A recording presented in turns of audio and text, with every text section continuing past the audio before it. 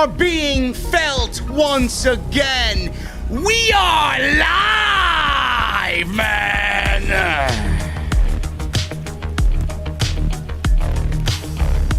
Ladies and gentlemen, we are on the cusp of history. The industry is changing once again, just like it did when Nitro went on an 83-week streak against WWE. First it was CM Punk, and tonight I personally got confirmation that the American Dragon is all elite. We are going to talk about what could be one of the biggest moments of our lifetime. And tonight was Fyter Fest Night too. We got so much to go over, ladies and gentlemen. The venue is rocking and rolling with 2,000 deep already. Grab your cold beverages and get relaxed. Jesse and I got it from here. This is your AEW Dynamite post show on Off the Script.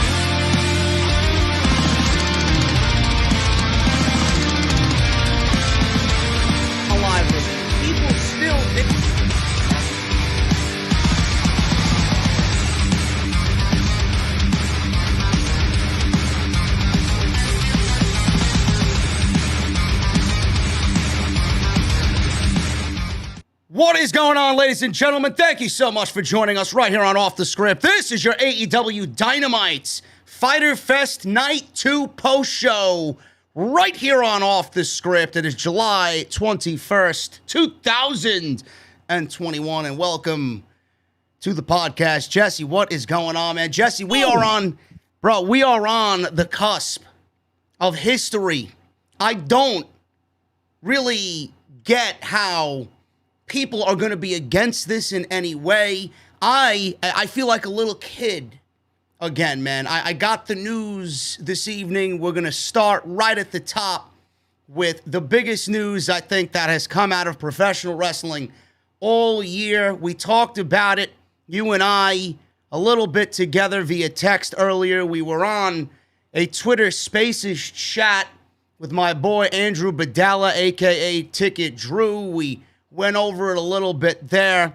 We're going to start off with what was confirmed. Well, actually not confirmed. It's all but confirmed. It's been reported that Daniel Bryan, Jesse, is on his way to AEW, and I'm speechless, bro.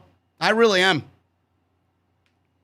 What a night, man. Yeah, it's crazy. I don't know what to say. We get pretty much everything we needed to hear about Daniel Bryan going to AEW, and that's the second biggest news of the day. Well, I don't. Depending on how you rate it, I don't know what you would rank number one or number two of the day, but it was the second piece of information that we got today, and in my honest opinion, it's going to be the piece to the puzzle for part one. Yeah, I think 1 and 2 are already tied together. Yeah.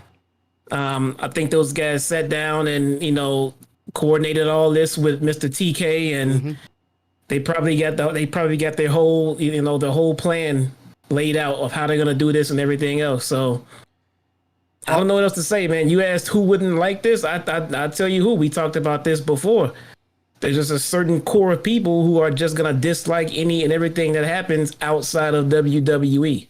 Yeah, it doesn't matter. It doesn't matter what it is. No, it's sad, but that's the reality of the situation. But this is the biggest news, I think, of 2021 so far. Nothing is really confirmed. I want to throw that out there.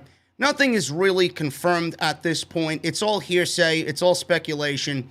But coming from the sources that this news came from today, I don't really think that we're in a position to really doubt them, because they are names that are not going to put their names on the line and report something this massive that could easily kill all of their reputations in one shot, if indeed wrong. So I'm going to go with, the sources that reported this news today. They are absolutely correct in what they know and what they're reporting. But Jesse, I want to start off with this one, being that this was the news that broke during Dynamite, and we have Bodyslam.net and Cassidy Haynes to thank for this news. Daniel Bryan is expected, or if you depending on who you talk to, has already signed with AEW. But again, this is all speculation at this point. Daniel Bryan, as you guys know, his last match in WWE took place on SmackDown against Roman Reigns for the Universal Championship, and a championship versus career match that was on April 30th, Friday, on SmackDown. It was then reported that Daniel Bryan's contract had expired on May 4th, so he went through with the match, and then he was officially a free agent and no longer tied to World Wrestling Entertainment. Now, Jesse, all the rumors were going around about Daniel Bryan. Everybody was like, he's going to take some time off. He's going to be a family man. He's going to be a father. He's going to sit home and grow a garden. He's going to sit in his rocking chair with, just himself and just peace and nature and just take it easy, heal his wounds, and then come back to WWE. A lot of people were, rumored to be saying that Bryan's probably going to surface again around SummerSlam or somewhere later in the year. Maybe he'll show up on Monday Night Raw.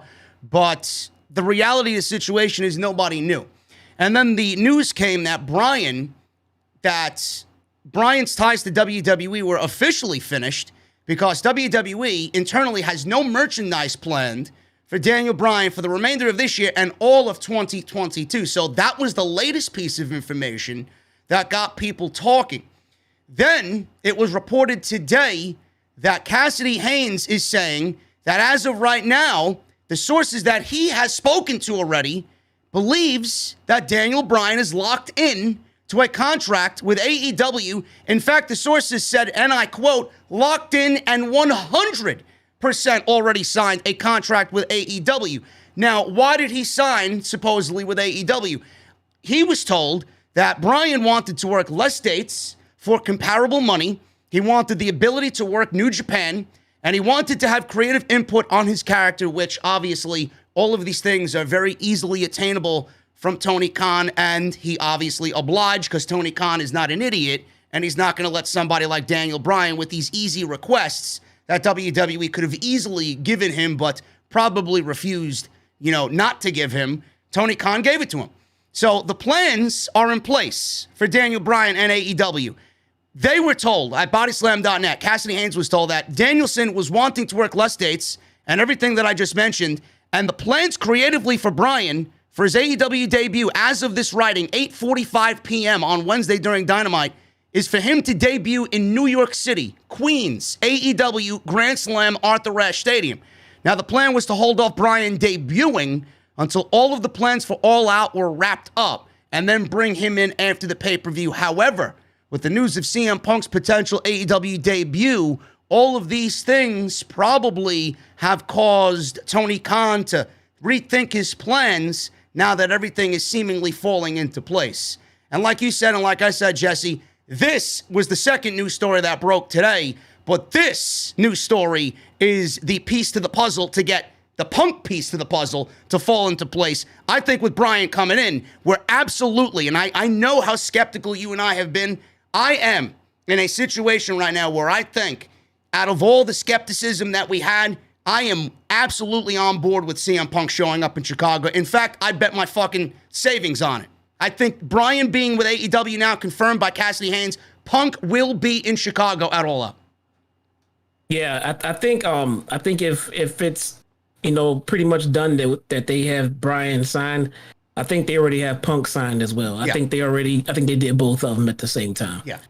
And I even before I even heard about that report, I think I texted you. I said the same thing. I said, where else can Bryan go where he can wrestle who he wants to wrestle?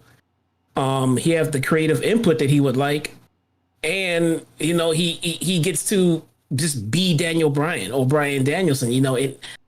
That he has that creativity. He doesn't get that anywhere else but with Tony Khan. So I mean, it feels like the perfect match. If we know anything about Daniel Bryan, he wants to wrestle. It's not about the money. So Vince can't throw an amount of money at him to make him say, well, I don't want to be happy now. Yeah. So that's not it anymore. So, and it's going to be, well, I want to go do this. I want to go travel. I want to go do this. That's not a problem with Tony. He's already letting Kenny do it. Yep. He's already letting Moxley do it. He's going to be letting Archer do it. Yep. It's something that can be done. Mm-hmm. So, and it's something that will never be done with WWE. So it was kind of an easy sell. I mean, Bryan probably sat down thinking he was giving Tony some hardballs. I'm like, I want this. Okay. And I want that. Sure. Well, shit. Okay. Yeah. I mean, it's an easy situation. I mean, if I'm Tony Khan and I'm in his shoes and Bryan is a free agent, I'm picking up the phone and I'm calling him and I'm saying, what do you want? And whatever. I mean, this is what we said when he was a free agent in WWE the first time, when he was a couple of years ago, when we didn't know he was coming, back to WWE or if he was going to join AEW when they were first getting started. Everybody was on that bandwagon. Where's he going? And it's a situation where if that man's a free agent and you want to keep him and he expresses to you what he wants, he's one of the very few guys that when you listen to him and he says something, you're going to give it to him. Like, why would you ever tell this man no? He's one of the very few people in this industry that if he was available like he was now and he says what he wants, why would you ever tell him no? Yeah. No, there's no reason to. And with Punk, man, I remember even saying myself, I'm just tired of hearing the Punk rumors, and I'll believe it when I see it and everything else. I was texting you earlier that this, usually, we do this quite often when we hear these rumors and we hear these possible stories, and we're smart enough to know not to hear these stories and just believe all of it until it's confirmed. Well, same thing with any other story that we get. I mean, I'm getting that same feeling here. We don't have anything confirmed. There's no confirmation of anything from Punk or from Bryan or from Tony Khan. No, and you're not going to hear fucking peep from Tony Khan. You're not going to hear peep from Tony Khan. Yeah. So, but with that being said, we've heard enough of these rumors to know when there's smoke, there's fire. Yeah. We know that there is something going on with Punk, Bryan, and Khan. Maybe Punk doesn't sign with AEW. But who's to say he doesn't show up? How many people do we see on AEW television week in and week out who are not officially signed? So that doesn't mean he doesn't show up. So the fact that what I'm trying to say is, even if the rumors are not 100% true, there's some truth to this. So we're going to be seeing Punk and Bryan on AEW in some form or another very soon. Yeah, it's a foregone conclusion at this point. I might as well get into the Punk news right now because one goes right into the other. I mean, CM Punk, his name was trending. I believe it was at one point, it took up a couple of spots in the worldwide trends this afternoon on Twitter. He was all over the place more than he has been in recent memory. And Fightful Select with Sean Ross Sapp breaking the news today reported that CM Punk has been in talks to make a return to pro wrestling as an in-ring performer. And the report stated that they've been told AEW is likely the landing point, but there is no confirmation on what is going on with CM Punk right now being officially signed, a timetable, a set return date, or any creative plans for him as of now.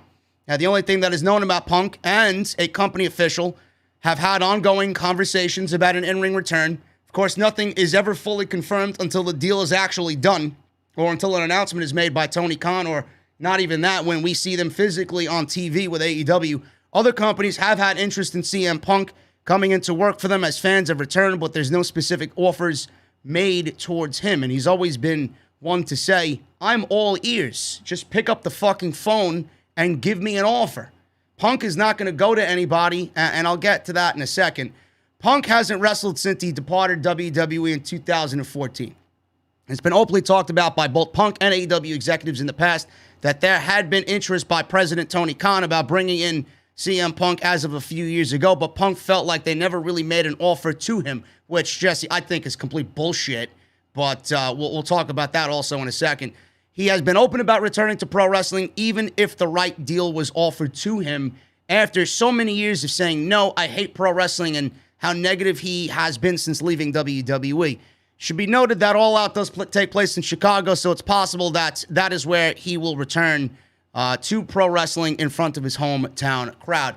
Now, with CM Punk, Jesse, this one, like we said before, this is the piece that is going to complete the puzzle here. I would not be surprised if CM Punk and Daniel Bryan are actually talking amongst each other to go to AEW, because this is what I've been saying for fucking years. I said this, and you OGs of the channel, you know that I'm not bullshitting you when I say this. If CM Punk is coming back to pro wrestling, it's going to have something to do with Daniel Bryan. And now we're looking at that being a fucking truth. It's no longer a conspiracy. If CM Punk was to come back to pro wrestling, that would have made Daniel Bryan leave WWE. If Daniel Bryan was a free agent, either way you look at it, and went somewhere else, Ring of Honor, New Japan, whatever, that would have brought CM Punk out of retirement. These two, like you said, Jesse, have something going on amongst each other. They are the two pieces to the puzzle that are interlocking and connect. It finishes the puzzle right here. So like you said, they absolutely have everything to do with each other. It's no coincidence that this news today is breaking at the same time. Yeah, it is. I mean, it kind of, it feels like they have the same feeling that the Bucks and Cody and Kenny had when they started with AEW. It's like they have that chance to change the wrestling world, you know, and you're not going to get another chance like this. This is going to be it. I mean, all those talks of I'm done with wrestling and not coming back all happened when there was nothing but WWE. And if that's the case, that drives plenty of people to say I'm done with wrestling. Yeah. So new company comes up. He's hesitant. He doesn't dive right in. He waits, gives it a couple of years. Well, you know, after a couple of years, these guys are not just thriving, you know, they're accelerating, and a good push, you know, a good extra could get them over that hump. Well, maybe Punk can get him over that hump by himself. Maybe not. Maybe Bryan can get him over that hump by himself. But we know one thing for a fact. Both of them together will push them over that hump. Yeah, how far over that hump remains to be seen, but that's the other topic of discussion in the community today. You know, everybody's coming up with dream matches and who they want CM Punk to wrestle. If he goes to AEW, who, you know, Daniel Bryan should wrestle going to AEW. You know, I could sit here all day and talk about who I want CM Punk and Daniel Bryan to wrestle. But as far as that is concerned, we're going to wait on that because their involvement with the company is going to be far greater than who they wrestle. Their debut is going to be the biggest thing in all of pro wrestling in years, probably since the fucking formation of the NWO. Not bigger than that, obviously, but no. It's going to be a situation where you see two guys like this. Bryan could lead any promotion on any planet, no matter what. And CM Punk, like I said today, Jesse, you know, CM Punk, you got to give him credit because a lot of people saying he's not a needle mover. This guy has remained relevant in all the years he's been out since 2014. And not many people could really go on record and say that. You know, look at the influence that this man has had since he's been away. Look at the amount of spotlight this man could put out a fucking tweet and tease people, and it's fucking headline news. I mean, the power that he's had since he's been out of pro wrestling, I mean, you got to give him some sort of credit. I mean, this is going to be a big fucking deal. Is it a needle mover? Absolutely. Depending on how and who you talk to, you know, we don't know what type of needle moving CM Punk is going to do, but is it going to bring AEW closer to overtaking WWE? I don't know. That all depends on if they want to go head-to-head with Monday Night Raw, which at this point I don't even want to do. But CM Punk is absolutely going to be a needle mover, and it's not going to put the nail in the coffin. But what I hope happens, Jesse, is with these two guys going to AEW, I hope it lights a fire under WWE's ass, because you know what I want in the end? I want both shows to be the best fucking shows, and I want to come on here with a fucking smile on my face. That's what I want. Yeah. You know, here's something else that is going to be happening behind the scenes that I don't hear anyone else talking about, is that bringing in guys like Mark Henry, Big Show, Daniel Bryan, CM Punk, that gives AEW a lot of credibility in the locker room to the wrestlers, to the boys, to people who are not in AEW, who are not sure if they want to come over. They don't know about the vibe. They have that fear factor of, is the grass greener on the other side? You know, I mean, what if I jump over there and it's not all it was cracked up to be? It's WCW light. Well, guys like Mark, Mark Henry and the Big Show, for the people who don't know around here, I mean, you don't get too much higher in a respect level when it comes to wrestlers and, the old school guys and people who are trusted and listened to in the back. Mark Henry and Show are legends, man. They're very, very well respected amongst their peers. Yep. And they're being treated very well in the AEW, to everyone's eyes. Guys like Punk come in, they get flexible schedules, decent pay, and everything else. Same thing for Bryan. Now, when my schedule's up in WWE or NXT, what's there for me to fear? You can easily test the waters and say, hey, Mr. Khan, my contract is up soon. If I come over there, is there interest? Yeah, okay, thanks. That's all I need to know. Yep. It's for us, it's easy to say they should go to AEW. Well, you know what? Their family lives here and they're friends with everybody over here. And then they have this going on and that going on. And what if this fails? We have a home. We just bought a new... there's a lot of shit to consider. This makes it a lot more comfortable to make that leap when you see that there's others also taking that risk on themselves. Yeah, I think just to add to your point with Mark Henry and Big Show, they didn't need AEW. Like, Mark Henry is fine doing what he's doing. Why did Mark Henry and Big Show want to join AEW? It's not to take a spot on TV and continue their wrestling career. It's to build something up, because they believe in it. Otherwise, they wouldn't be there. So the fact that the fact that they're there, they believe in the fucking company.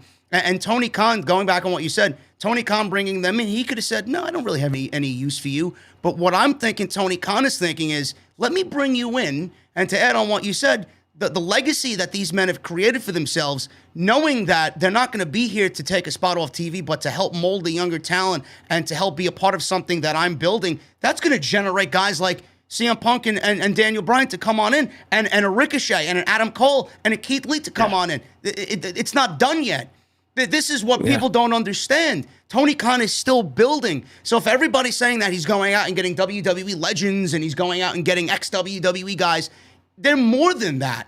Look at the value that they have unto themselves away from WWE. Like I just talked about with CM Punk. He hasn't been in WWE since 2014, and he's more valuable now than he was then. Yeah.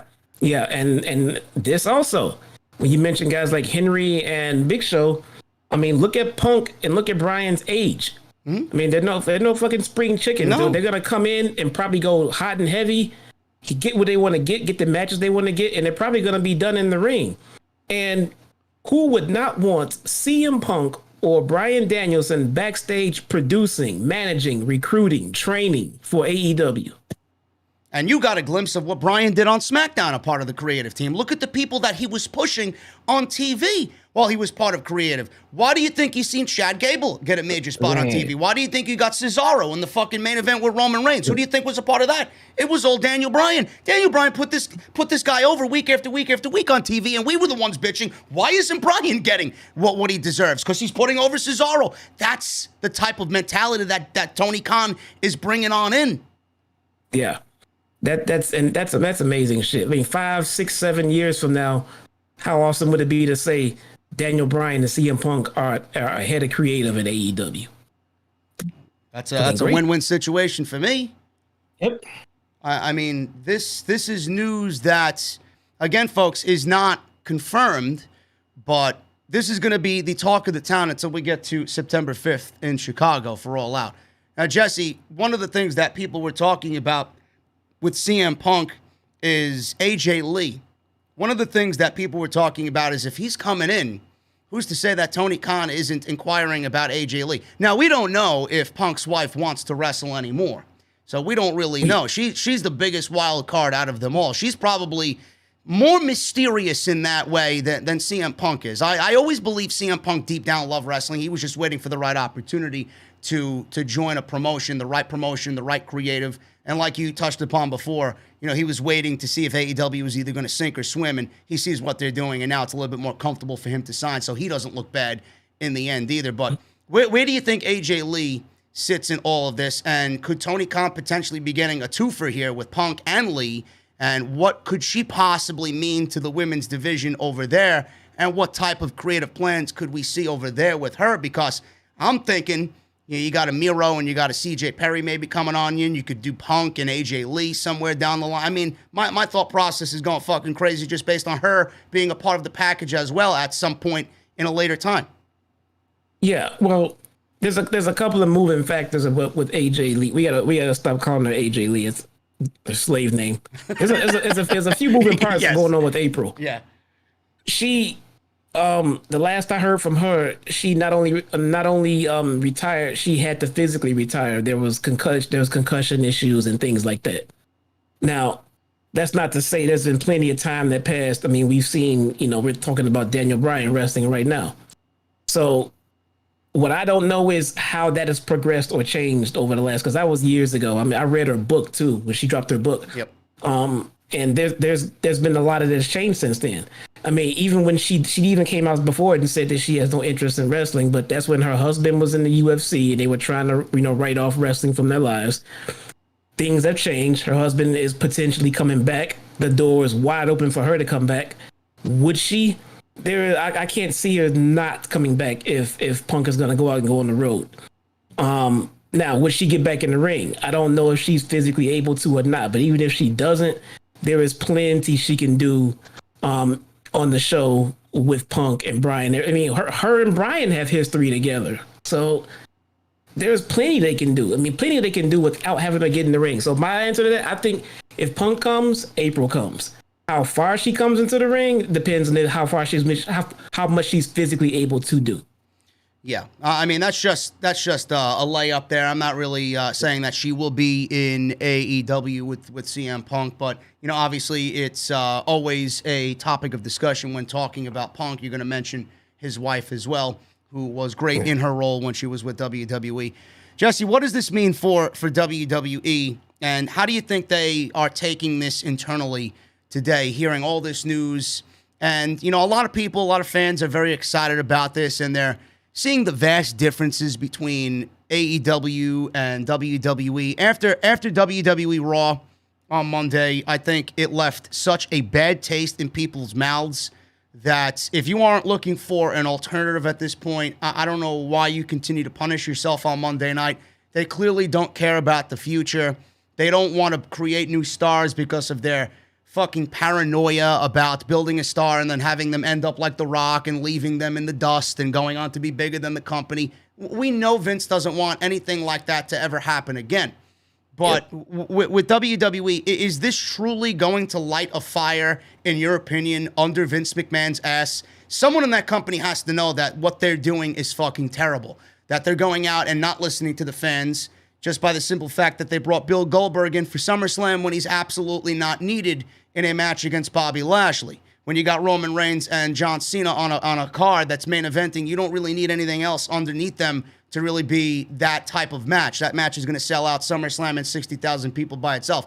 But is it going to light a fire under Vince and Bruce Pritchard's ass to start writing better shows on Monday and Friday if Bryan and Punk are confirmed for AEW? The 18 to 49 demographic right now, AEW is very, very close to what Monday Night Raw is doing. On Friday night, being on Fox, it's a little bit different because it's a bigger network than USA Network and NBC Universal, but they're not too far off from the 18 to 49 demographic. AEW is attracting that younger crowd. It's a lot cooler of a show. It's just a lot more easier to digest. Is this going to light a fire under Vince's ass if he sees two of the biggest names in the history to go to AEW like this?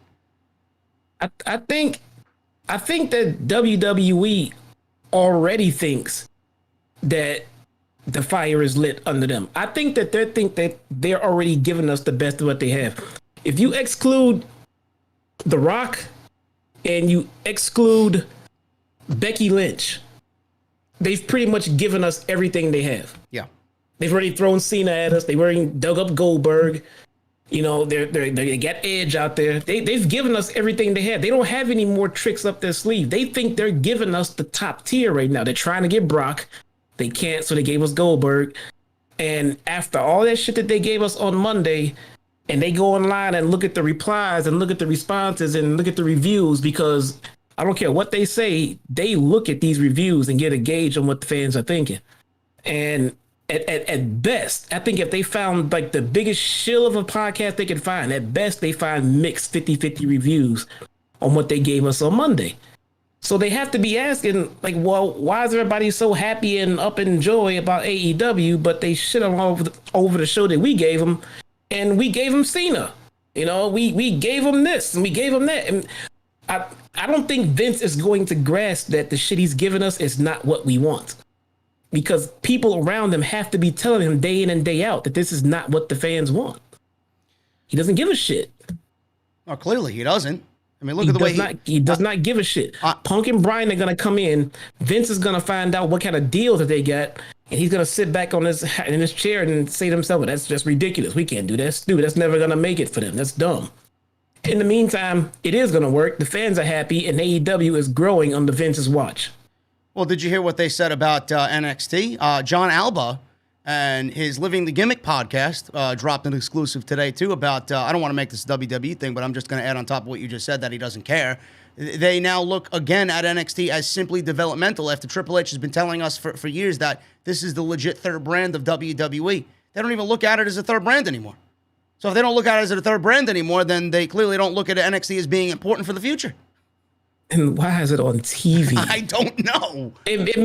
All of that would make sense if it was just exclusive on the network. They put it on national fucking television. I don't know. It makes no sense, man. They're gonna see all these. There is no way Vince is gonna just change his mind and say, okay, let's do something different. The only time that things will drastically change is if Vince hands over full power to someone not named Bruce. Yeah. Full fucking power, meaning stop getting these ideas that come into you and then telling people no and then changing them. I mean, you get the ideas and you put them on TV.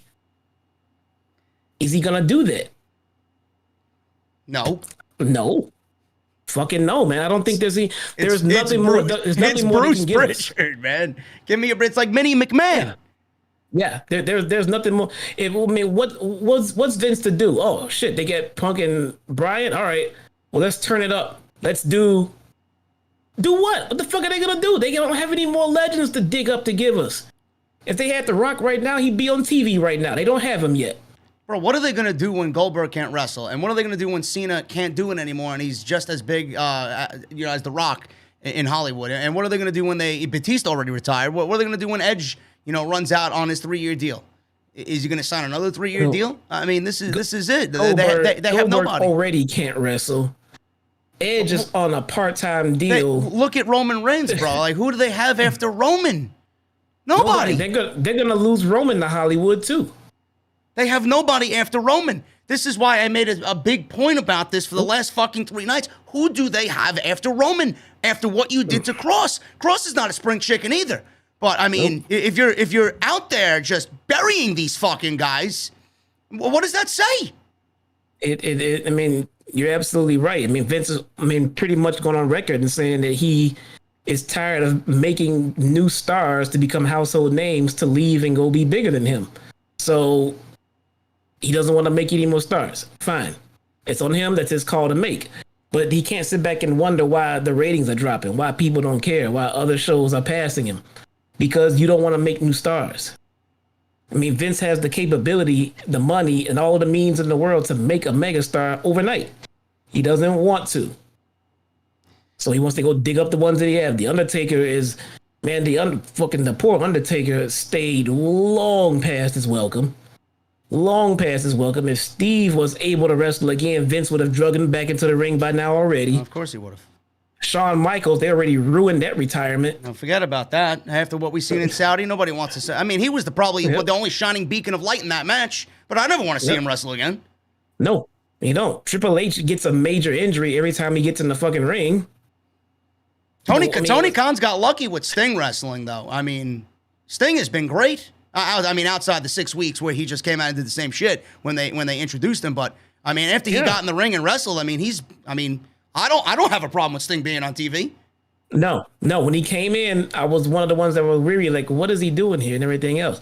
But the role that they have him for right now is basically to help get Darby over. Mm-hmm. Perfect. That's all we need him for. We don't need Sting in the ring with Kenny Omega in a main event. No. I mean, no, that's not what he's here for. So the people who complain, you complain about this, like the guy the last week, saying, well, you wanted Christian, then go to the bottom and come back up. But Bryan goes to the main event. Yeah, man, it makes sense when you're dealing with the level and the caliber of talent that you're dealing with. I mean, Christian Gage is a forgot about fucking afterthought at this point, and he was the biggest star of that weekend that everybody was disappointed that he debuted. Remember that shit? Yep. What happens to his push now? You talk about the redheaded stepchild, man. How's it gonna look trying to push Christian Cage to the top of the card with Punk and Bryan on the fucking roster? He's gonna find his role. I'm not even worried about that. But going back to what we talked about with Punk and Bryan. I mean, a lot of people were also mentioning, Jesse, that it's not going to bring in new eyes to have these guys come on in. Is that really a concern for AEW right now, bringing in both two of the biggest names in the industry left that absolutely could move the needle? Is it going to bring new eyes in? And what is it going to take for AEW to compete with WWE on the grander scale like WCW did? Is this it? Let me tell you who's going to bring in new eyes. Punk and Bryan are not going to bring in new eyes. Punk and Bryan are going to bring back every last single lapsed fan. Yeah. And when wrestling was putting out fucking 8s and 9s in the ratings, those fans are still out there. Mm-hmm. They didn't all die. They're just all sick of the garbage wrestling. So guys like Punk and Bryan will bring back lapsed fans. The people who bring in new fans are people like Darby Allin, people like Jungle Boy, people like Sammy Guevara. Dude, that's who you bring. That's how you bring in new eyes. I mean, nobody's gonna come in and take a liking to a 40-year-old half-retired wrestler. I already hear, Jesse, the fucking geeks online crying that AEW, the only way that they can compete with WWE is bringing in more WWE guys like Punk and Bryan. And I mean, this is so far away from that. It's not even a fucking discussion right now. We said this with Black. We said this with Miro. We said it with anybody that's a big free agent coming on in from WWE. I mean, Punk and Bryan are two legends. Why would you not go out there and throw money at them to help your promotion? It's so fucking stupid to even think that, the only reason why AEW is succeeding because they got WWE guys and they're burying their younger talent. I mean, no, they're not. No, they're not. Look at the main event last week. It did the biggest quarterly rating of the entire fucking night. Ethan Page and Darby Allin. So Tony Khan knows what the fuck he's doing. Yep. I mean, it's an absolute. People like Sammy Guevara and things like that, they put out vlogs every week, and they reach out to the internet audience, which is another way of attracting new fans. Guys, it's the wording on how you say things and ask questions like bring in new fans and bring in new this. We don't need new fans. We just need to get the fans back that exist. Yeah. That's all we need. If we get the fans back that exist and no longer grab a single new fan, the ratings will be through the roof because they exist. It's just that people get tired of it because it was so bad, and it's not gonna come back overnight. It's gonna come back with consistent booking and word of mouth. I have personally 2 friends I'm thinking about right now that I can't wait to text tonight or tomorrow to say, hey, we might have Punk and Bryan coming back soon. And I know what they're gonna say. Oh shit, I might watch that show. When is it? And they're not new fans. They know about wrestling. They know about a lot of these guys, but they're looking for something extra, something we haven't been seeing in a long fucking time. And those fans, those friends I'm talking about, if I told them that Punk and Bryan were going back to WWE, they wouldn't go back because it's still under WWE. Yeah. nothing's gonna change over there. So telling them now that they're over here at AEW, it sounds interesting now. You know, now I'm gonna come back. I was thinking about this. You know, I watched Jon Moxley come out, and I don't know if you guys in the chat seen his new T-shirt. Did you see his new T-shirt tonight, where it's like a AEW Street Fighter mix, and it's him as a caricature of a Street Fighter character, and he's doing like a sonic boom to Guile on his T-shirt. Did you happen to see what he was wearing tonight? I did see that shirt, yeah. Yeah, it's only available for a week on AEW Shop. I may actually pick one up because it looks fucking great. And I'm saying to myself, and I said this to Hoop Media tonight, Jesse. I'm like, why doesn't WWE do that shit?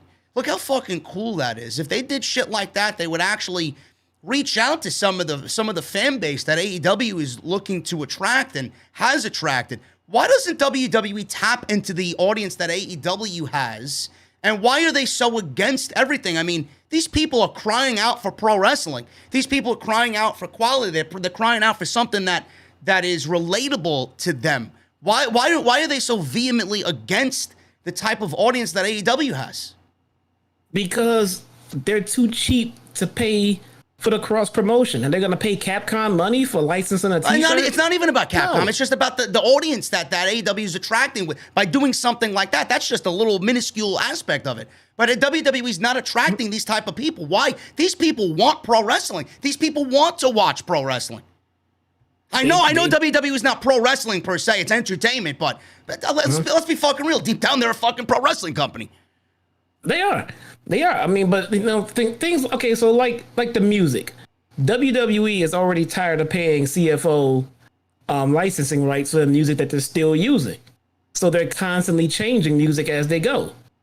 Constantly, you know, and say, well, why don't they just go back to this music? Because they have to continue paying CFO if they use it, and they're trying to stop paying CFO every time that they fucking use it. So that's why they change it. Well, why'd they get rid of Pyro? Because why have Pyro? There's no other wrestling company around. The fans are going to come anyway. Why have Pyro? Well, now a company shows up and they're using Pyro and the fans love it. Oh, we got to bring Pyro back now. Unless you're Charlotte Flair, who gets 2 fucking doses of Pyro every time she comes out. Like, that's really every entrance to the stage.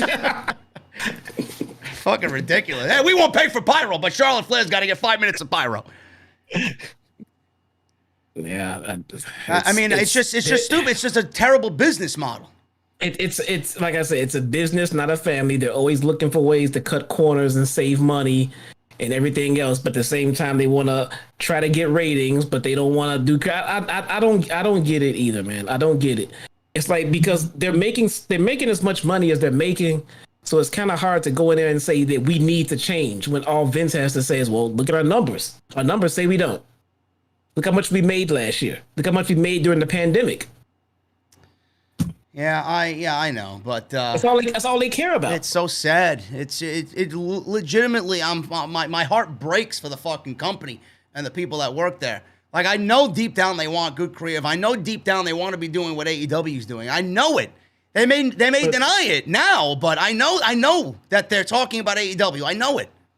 I think the fallout from this Karrion Kross bullshit, yeah, and everything going on that we're hearing about Punk and Bryan and upcoming All Out, I think that's gonna be the straw to break a lot of the talents back when it's time to renegotiate contracts.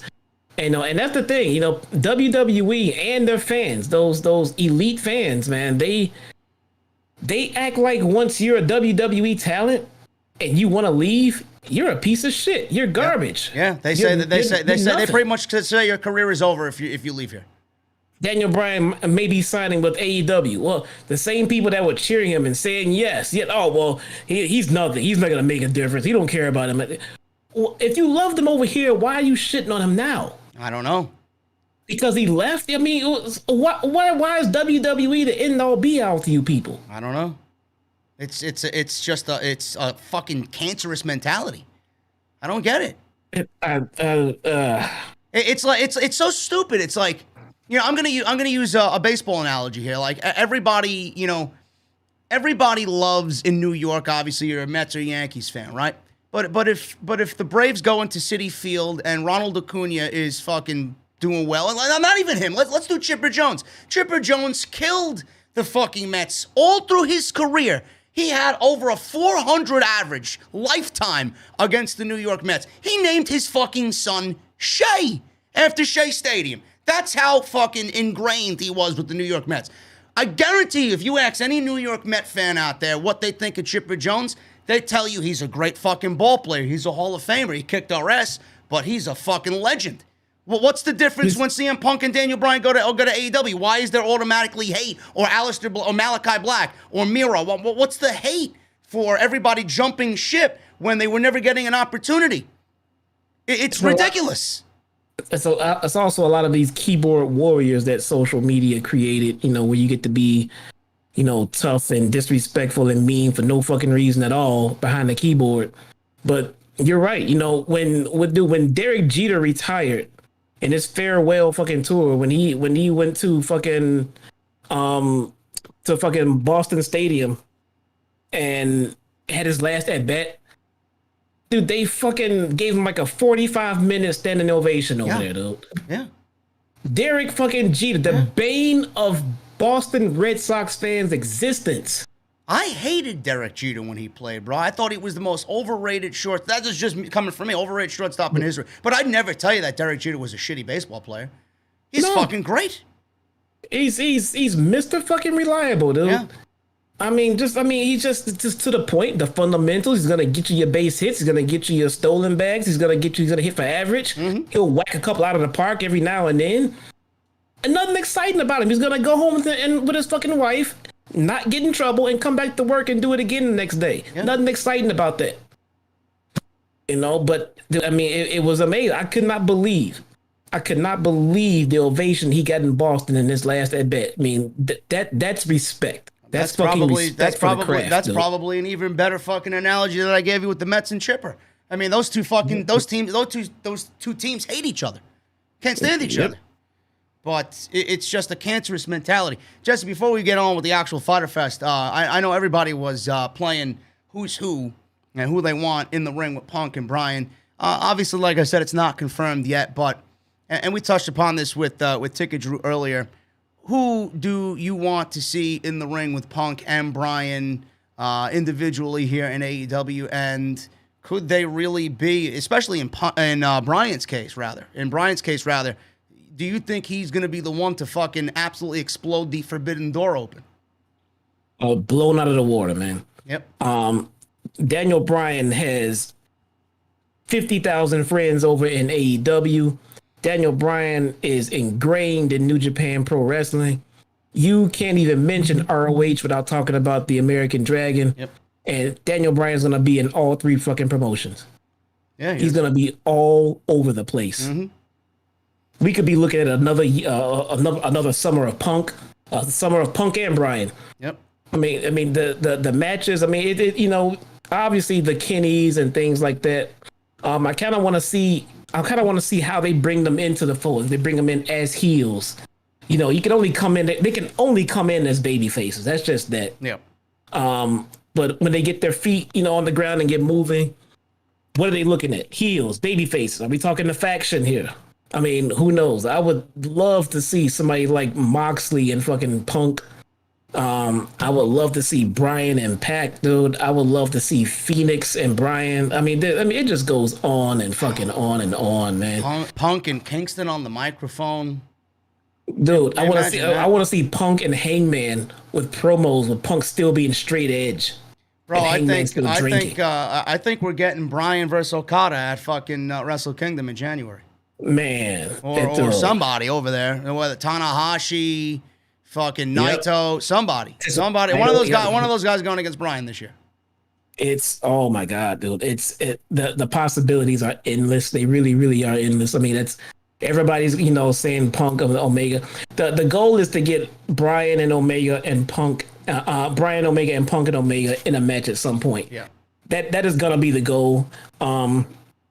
I don't think it's something you gotta run into, but it's definitely what you're aiming for. And as long as it makes sense and those guys will make sure it makes sense, then everything is fine. I bet you Cody's not beating them. I can tell you that. Are you sure about that? Are you sure about that? No, I'm not sure. You know what I'm sure about. You mentioned all these matches, Jesse. Tony Khan has access to a football stadium. I think with these names, whether people like it or not, in 2022, if both of these guys are under contract with AEW, they're selling out 70, 80,000 seats in Jacksonville. I'll tell you that right now. Yes, sir. And I will be there. So, me too. We'll both be there. And I will be there. When they book Punk and Bryan in the main event, I don't know where it's going to be, but if it's anywhere within reason, I'll be there. And that's the one thing I'm looking forward to, guys. Everybody's saying, Bryan versus Jungle Boy, Punk versus Omega, Bryan versus Omega, MJF versus Punk, Punk versus Hangman. You could make a fucking laundry list of dream matches. But the one thing that, me personally, from JD to everybody watching, we got 3,100 fucking people in here, man. Thank you so much for joining us and, wanting to hear our opinion on this. The one match that I want with Daniel Bryan and CM Punk and AEW is a match between Daniel Bryan and CM Punk. Because I've been saying this since I had the fucking podcast all these years, and you could go back and listen to any one of my older shows going into WrestleMania 30. These two guys should have been the main event of WrestleMania 30 in New Orleans, but shit happened, and you guys know all about that story. That should have been your main event for WrestleMania, and it sucks that Vince McMahon and the fucking suits and ties in WWE did not think that it was good enough to be a WrestleMania main event. You put those two guys now in 2022 in front of a football stadium, instant sellout. And that's what's going to happen. Because in my heart of hearts, I always said this, and it might be a little conspiracy theory, but the reason why Bryan went away for all those years was because I feel like WWE realized that they would never get the Roman agenda over with Daniel Bryan at full strength the way he was. And I honestly believe that they intentionally kept him out for 4 years, because if it was as serious as they said, he would not be wrestling right now. And he was wrestling at the same level, if not more, in the sporadic appearances he was making than he was then. And I truly believe that. You might not believe it, but I do believe WWE kept him grounded just to push the Roman Reigns agenda as a babyface, and that fucking failed in their face. Yeah, I don't think that's too far-fetched, only because I know that the extent that they went through and the planning and everything that they tried to do to get that guy over as a babyface was just insane. And it's never, ever, ever been done before. You shouldn't have to work that hard to get someone over as a babyface. It's just supposed to happen. No. It's just supposed to happen. You have to work to try to get the crowd to hate you and boo you. To cheer you, you're not supposed to force that. If they're not cheering you, then you're not a babyface, period. That's why I think with the pandemic, Jesse, I think that's what really gave Roman Reigns the okay to go heel by Vince McMahon. I think if we had fans and there was no COVID, I don't think Roman goes heel. And now that the fans are back, we already hearing the rumors that he's trying to turn Roman back to babyface already. Yeah, well, that can't happen until he beats The Rock at WrestleMania. So that's fucking stupid. That can't happen for a while. He's not been ingrained. Dude, live crowds just came back 10 minutes ago. Yeah. And now you want to turn him back to babyface already. No, this has to ride out for another year at least.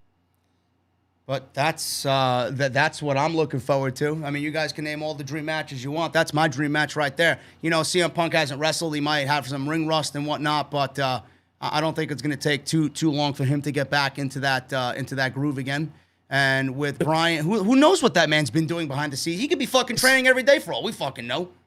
Probably. Let me tell you also how guys like Daniel Bryan and CM Punk help younger talent, because now guys like Bryan, guys like Punk, they're not going to be wrestling on TV every fucking week. Probably not at all on TV. Yep. But they are going to come out, have their segments, do their promos, this, that, keeps it entertaining. Punk with a microphone is as good as a main event, in any pay-per-view. But now when the people tune in to see that this might work and see them build their matches for the pay-per-view, then they can stick around and see main events like Darby Allin, versus Lance Archer or whatever the fuck, what I'm saying? Now they get to tune in and see Jungle Boy in action. And that's how these guys get over, because now these extra people tuning in to see Bryan, to see Punk, they're not getting Bryan and Punk in the main event. They're getting the younger talents. So that's how everyone benefits from guys like this. Yeah, this is going to be an exciting time, guys. I can't wait to see all this unfold. Jesse, I was thinking to myself earlier, I love what I do here, but at some point when we get historic news like we got tonight. The kid inside of me, the wrestling fan inside of me, wishes that there was never a dirt sheet or a Twitter or an internet to fucking break this news to you before it happens. Can you imagine the fucking reaction that CM Punk would get if we didn't have any internet, or Daniel Bryan would get if we didn't have any Twitter, if they came to AEW and we had no idea that they were on their way and they just showed up at a pay-per-view? Can you imagine? I think about that a lot too. But at the same time, I'm maybe it's good that I'm braced for this blow, because if it just happened to be live without warning, I might just pass the fuck out. I mean, we're still going to be fucking excited when it happens, because we don't know how or when they're going to debut. But now that we know that they're coming potentially, it's just as exciting. But I was thinking about that tonight. I'm like, fuck, with this news, imagine we didn't have any of these resources that we do now. Imagine Brian just showing up on fucking Dynamite in New York City with 18,000 people, and you had no idea he was coming. Now we know what to look out for. It's still gonna be mark out fucking city, man. I'm telling you right now, if Punk shows up in Chicago at All Out, I mean, you're gonna have to cover your fucking ears, man. You're gonna have to cover your ears in that place. Will there be a building to fucking walk out of? That's what probably not, man. Oh my god, we may be crawling over rubble by the time we get out of there, man. Man, it's crazy, guys. This is a historic moment, and I can't wait to share in the excitement with you guys when it happens, man. It's a crazy time to be a pro wrestling fan. In the last week, minus Goldberg, because fuck Bill Goldberg. We got John Cena, Roman Reigns possibly being announced for SummerSlam. Edge and Roman put on an absolute fucking clinic at Money in the Bank. We got Daniel Bryan and CM Punk, Aleister Black, now Malachi Black in AEW joining Dynamite and having a match against Cody Rhodes in a couple of weeks. I mean, this is fucking crazy. It's absolutely fucking crazy. What a time to be a wrestling fan. It's like the pandemic, all of the worst of the pandemic is now behind us. We're moving on with fucking fans at full blast in these stadiums, and it's almost as if they're throwing everything that they wanted to do, all this time in our faces at the same time. At the same time. I mean, look at this shit. I mean, look at the positive vibes. How about you guys in chat? How's everybody feeling out there in chat land, man? Hey, look at that, man. See, dude. We got 3,100 people. We're already about an hour into the show, and we haven't covered a single fucking match. Yeah, we're going to. It's just, I mean, this is historic news. We gotta find a way. Look, fuck the show. The show was mediocre at best. Let's just talk about more news and rumors. Yeah. I mean, night one was definitely better than night two, but we're gonna go over the show. I'm not gonna break everything down like I usually do, but we might as well get into it. But before I do that, guys, I want to thank you very much for joining us. We have 3,100 people here on Off the Script. This was going to be a big night. I had a feeling it was going to be a big night. It's been big nights all week. Hopefully we can keep this momentum going. And it's a situation where I'm so grateful to have you guys, because with Money in the Bank and then my fucking stern opinion on what happened on Monday with Karrion Kross, it's just a crazy time to be a pro wrestling fan. And I'm just very grateful that you guys are with us here tonight, and then with me on Sunday and Monday and Tuesday. We had almost 2,000 people in here for NXT of all nights. I just want to say thank you guys. So I really appreciate it and hope we can keep the party going. But if you guys want to follow us on social media, you see the ats on the screen right there, at JDfromNY206. That's on Twitter and Instagram. Hit that subscribe button if you have not done so already, and turn on that bell for notifications. We got 1,250 likes in the chat. There's 3,000 people in here, guys. We should easily be at 2,000. So if you have not hit that thumbs up and you guys are contemplating, don't. It helps me out. It helps the podcast out. Helps the channel out. You guys are helping out by basically just doing that for me. So please hit that thumbs up. Tonight's show is sponsored by Homage, HOMAGE.com. The number one spot for me personally to go get my vintage and retro t-shirts. I'm a huge fan of vintage and retro t-shirts. And you guys can go to homage.com and get yours today. I got a coupon code for everybody listening tonight. Use code SCRIPT at checkout, and you're going to save a whopping 20% off your entire order. So go and get yourself a beautiful retro t-shirt, and give them a shout out on Twitter as well. That's Homage at, use code SCRIPT at checkout, homage.com, and they are sponsoring today's show on Off the Script. And go check out all the other videos that you might have missed. We got Monday Night Raw, Money in the Bank, NXT, all that stuff on the homepage. So go and check that out if you have some time. Jesse, we started off with Chris Jericho and Shawn Spears. The labors of Jericho started tonight, and I'm loving what's going on. Before we even get into the Shawn Spears match, I love the fact that MJF is playing up one of Jericho's heel tactics and using it against him here. I don't think that there's anybody out there thinking that Jericho's going to beat MJF at All Out. I think everybody's under the impression that Jericho's going to survive these labors of Jericho, and he's going to get some solid wins under himself and then fall to the boss man at All Out. But tonight we got Shawn Spears. The stipulation was that Jericho has to wrestle a regular wrestling match, but Shawn Spears has the use of a chair, so it's pretty much no DQ for Shawn Spears. And this was actually quite fun in the open. So we got to the end here, and they were having a very good match up until the end. So we get Jericho. He props Spears up in the corner, landed, the prototypical, very nostalgic 10 punches in the corner, and he hit a top rope Frankensteiner. He ran into a Spears thrust kick after that for a 2 count. Spears countered some offense by Jericho. He got a spine buster on Jericho for a cover of a 2 count. He then went outside for another chair and smacked it over Jericho's back. He then set up a chair to smash it over Jericho's head, but Jericho took him down and locked on the walls of Jericho. Now, there was a big spot here where Mr. Spears was about to reach the ropes, but Jericho fought back and he recentered in the center of the ring. So Tully Blanchard got on the ring apron and he was frantically yelling at Aubrey Edwards, who was the referee. Sammy Guevara ran out and sent Tully packing, and he chased him to the back. And Spears grabbed the chair and whacked Jericho with it, which was legal. So it kind of came off as if he was doing something sly and nasty, but I mean, it's all legal here. But Right. he whacked Jericho with it. He then hit his finisher, the C4, but Jericho kicked out, and that's the first time the C4 was kicked out of in AEW, says Excalibur on commentary. Spears set up a chair-assisted C4, but Jericho escaped and hit the Judas effect out of nowhere for the win. Now, Jesse, after the match was over, MJF on commentary, by the way, tonight was fucking fantastic. I mean, he could do it all. I mean, if he's not gonna wrestle anymore after his beautiful career is over with, I'd love to see him behind a commentary desk. He was great. But MJF immediately grabbed the microphone, said that Jericho is not allowed to have anyone come out and help him anymore. Otherwise, he's not getting the match with MJF if he survives the labors of Jericho. So, Jesse, MJF brought out a no disqualification match for night 2, and he is going up against Nick fucking Gage in a no DQ match next week on Dynamite, and the crowd popped big time for Nick Gage. I was not expecting this. I was expecting some surprises in this 5-week fucking trial, but this is exactly what I was hoping for. Guys like this to come on in, that's a great get for them if one night only. Yeah. This is the perfect usage for one-offs, for things like this.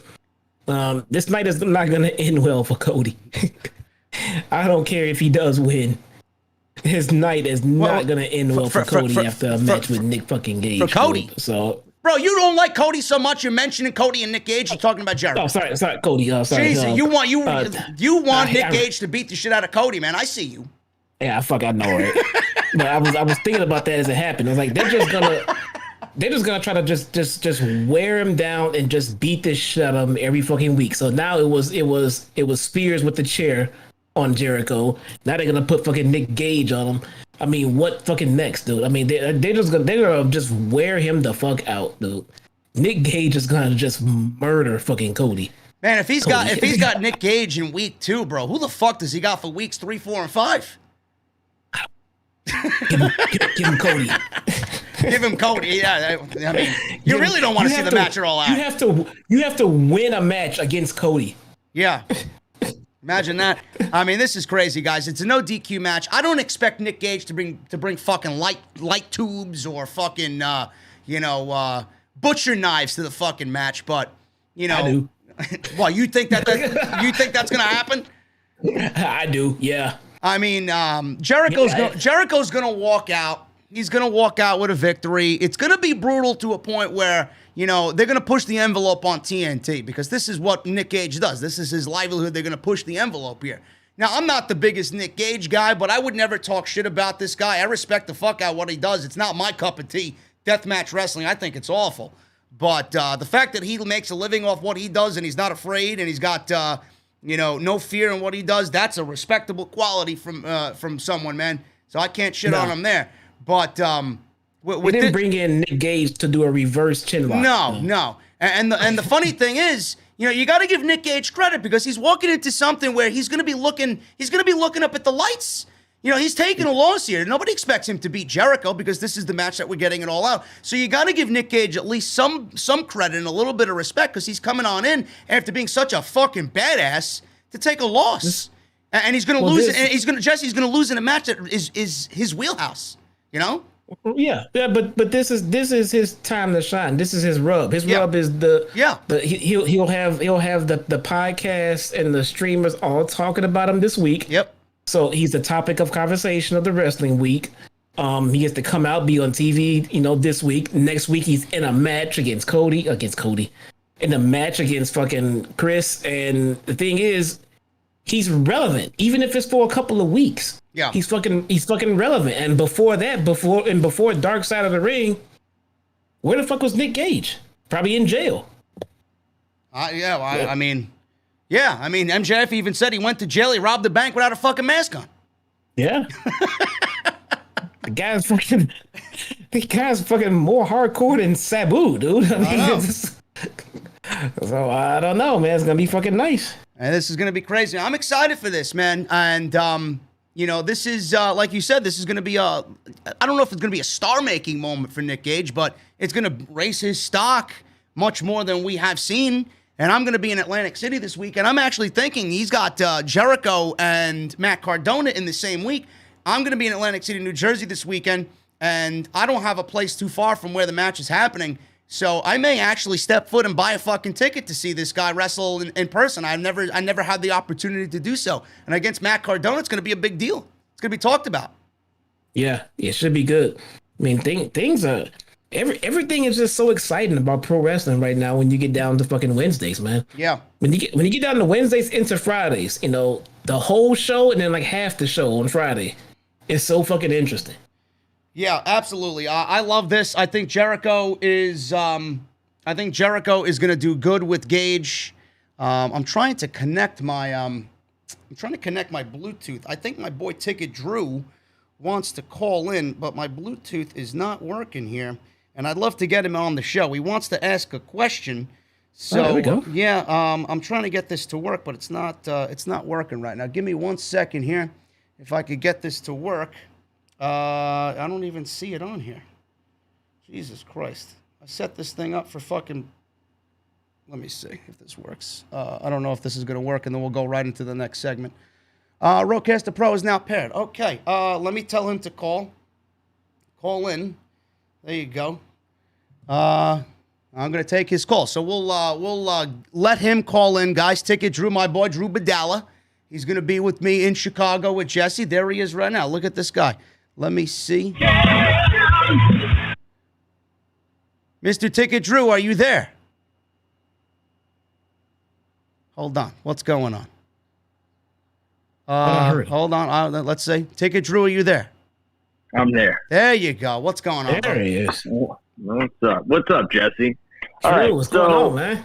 Nothing much, man. I mean, Dynamite wasn't the best. I still think it was a really good show compared to what we've been watching.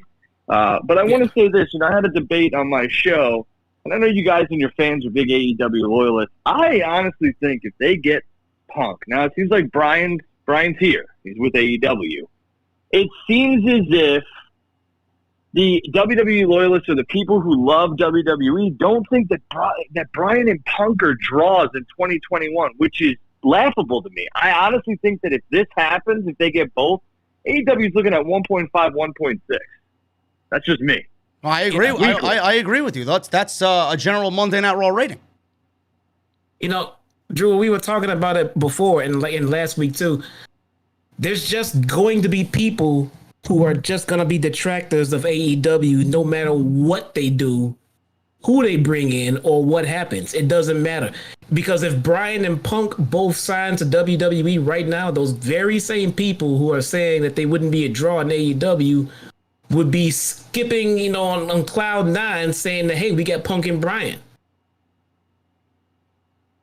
Yeah, to me, they'll get that 1.5, 1.6, and then it's up to them to continue that trend. But how could you not when you're acquiring two of the most gifted wrestlers on the planet? Now, are they crossover stars? Are they movie stars? No, but I mean, this isn't a movie star company. This company, I'm telling you right now, they keep making moves like this. These WWE loyalists, it's okay to like both brands. It's okay to like both companies. It's entertainment. But these WWE loyalists might be eating some crow soon.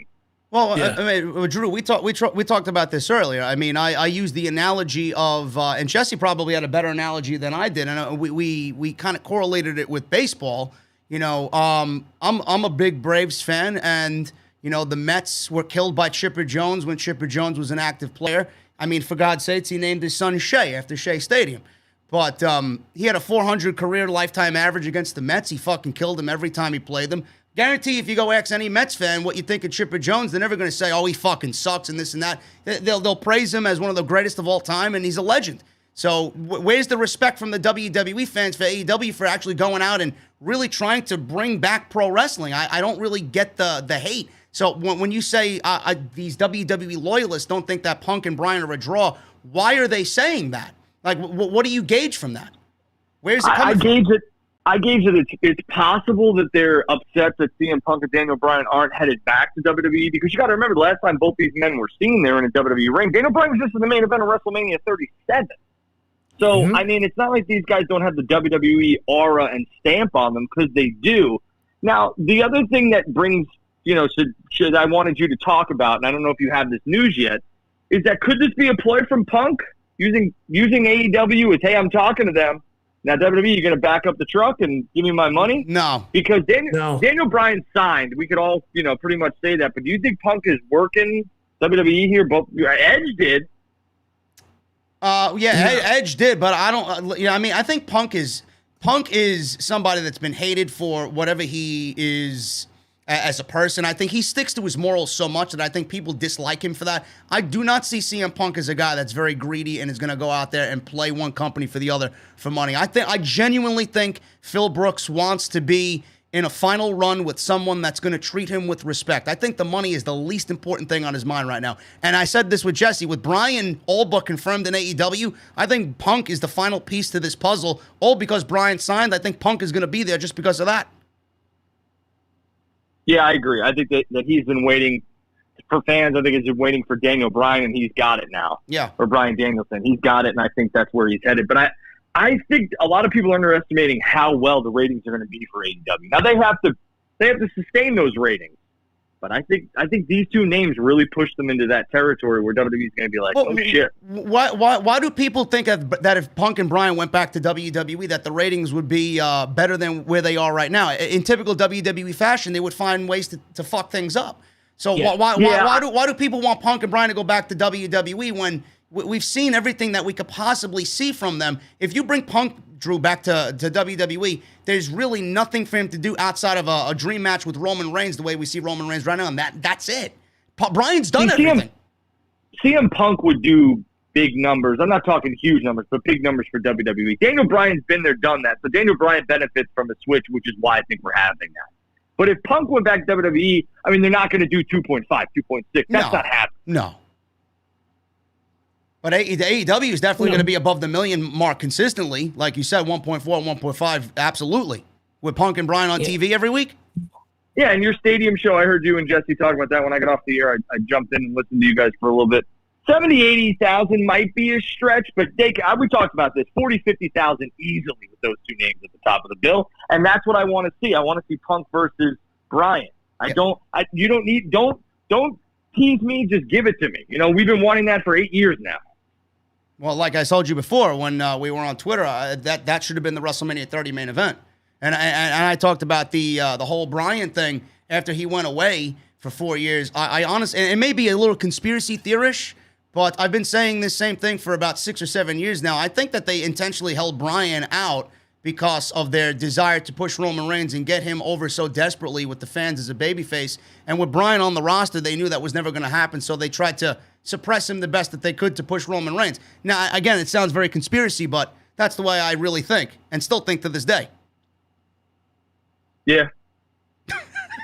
Well, I mean, it's really not that far fetched. No, it's not far fetched. Just putting Daniel Bryan out there, you don't have to push him.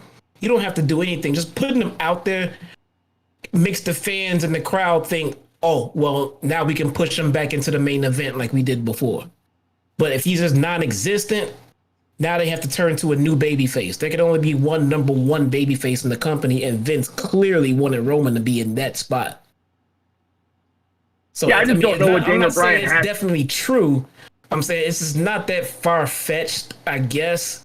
And especially seeing the things that we see Vince doing nowadays, like pinning Cross in 4 minutes to Jeff Hardy, I don't think anything's that far-fetched anymore.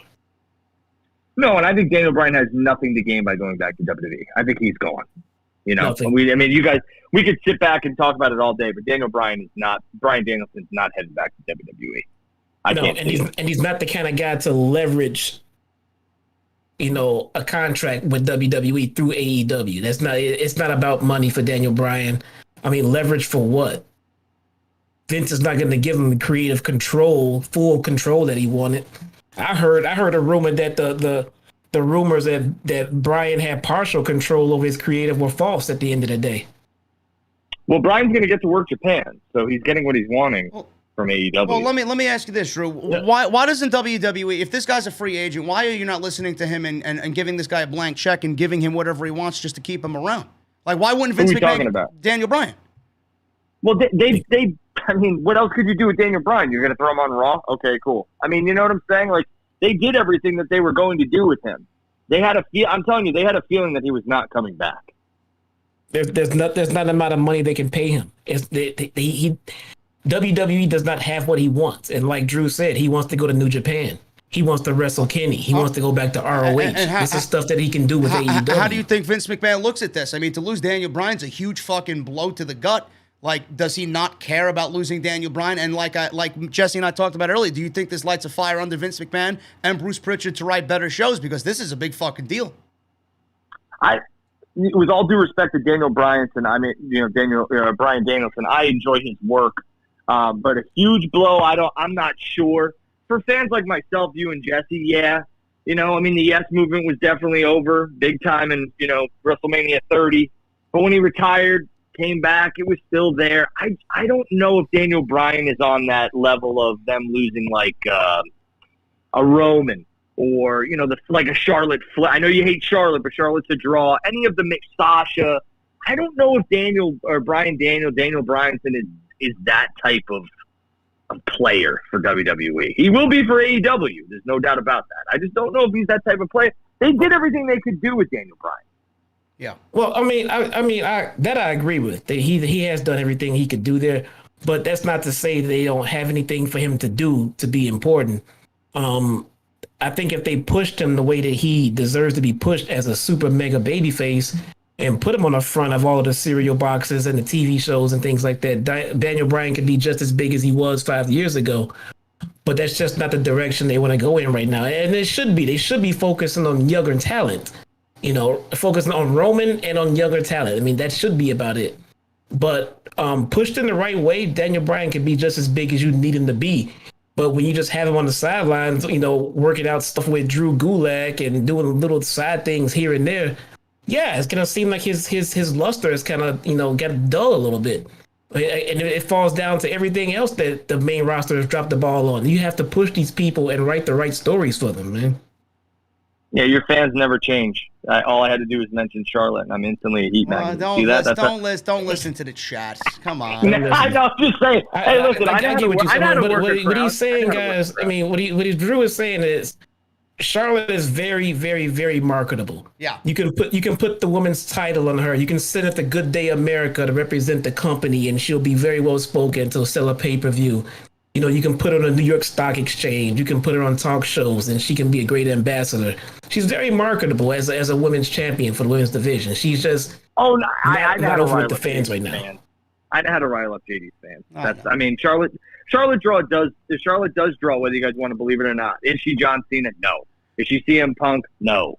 But I got to tell you, the dream matches that you're going to get if both these men sign are going to be something, and I really think that Punk and Bryan Danielson are going to change the landscape of professional wrestling one more time. I really do. Yeah, this is a big deal. Drew, before I let you go, I got one more question. How soon before do you think, is it even in discussion, first of all, that AEW can now compete with Monday Night Raw on Mondays? How soon before we start talking about that old school WWF versus WCW feud with the current products right now?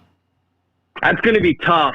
I mean, SmackDown is the A show, so you got to that's the measuring stick. When you start beating out Raw, obviously I think Vince McMahon and all of WWE will probably start to take notice, and you get Bryan Danielson and CM Punk in the building for AEW.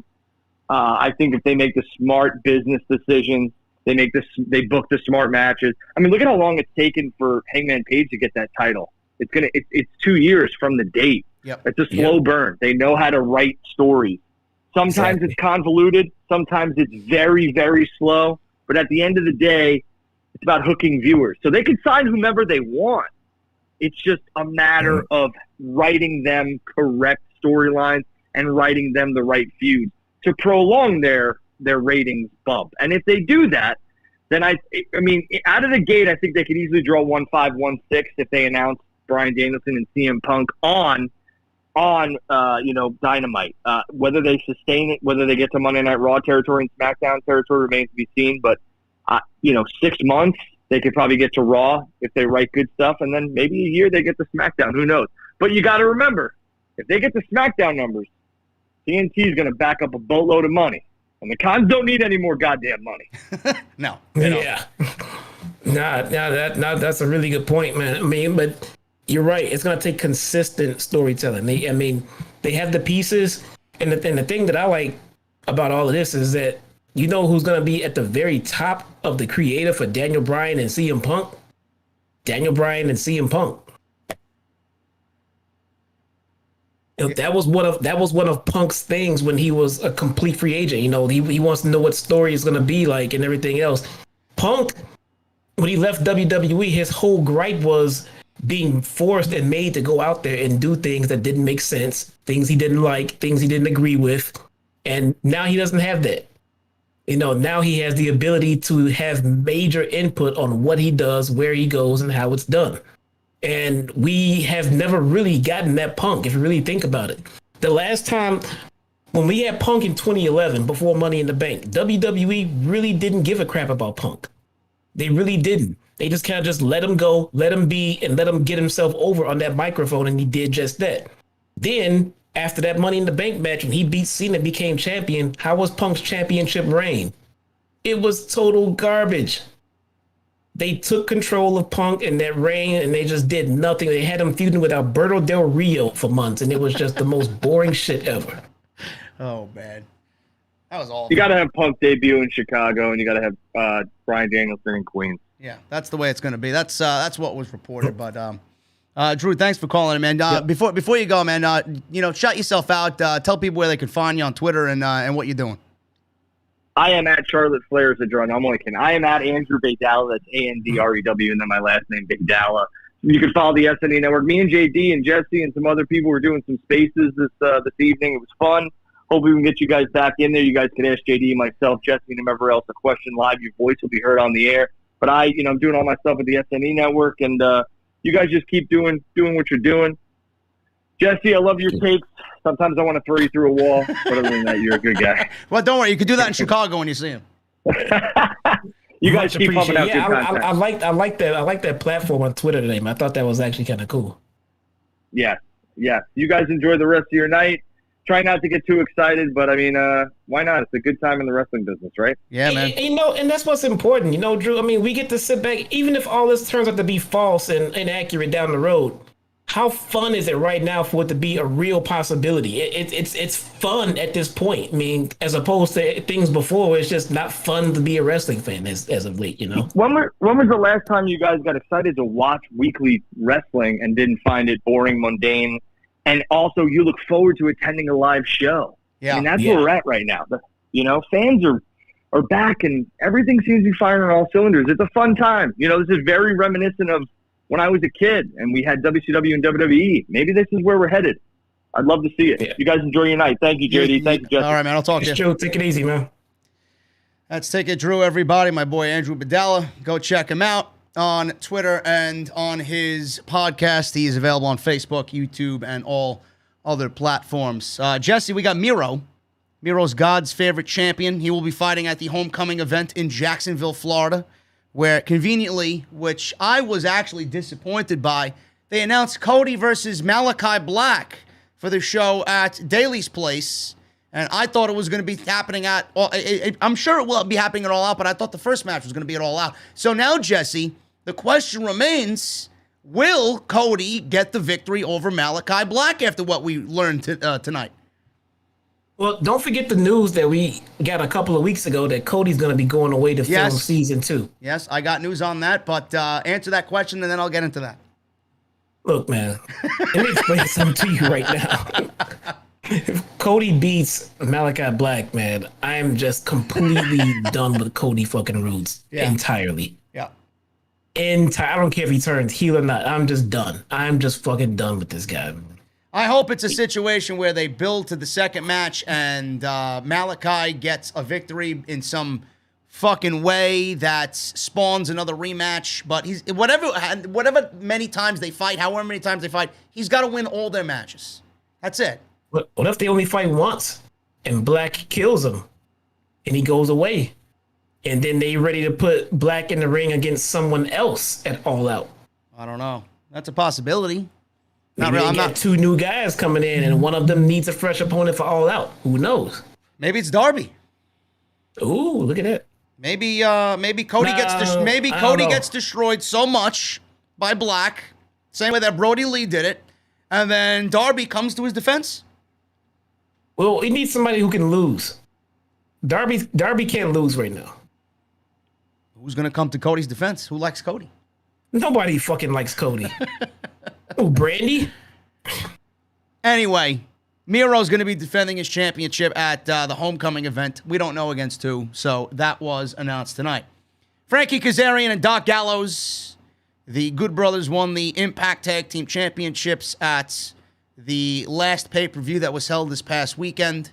It was Slammiversary, and we got Gallows winning here in 8 minutes with a clean sit-out powerbomb. Not really much of anything here, Jesse. It was just, them looking at revenge against the elite hunter here, Frankie Kazarian. So we had the biggest guy, the tallest guy in the elite, take out the elite hunter. So that's all this pretty much was.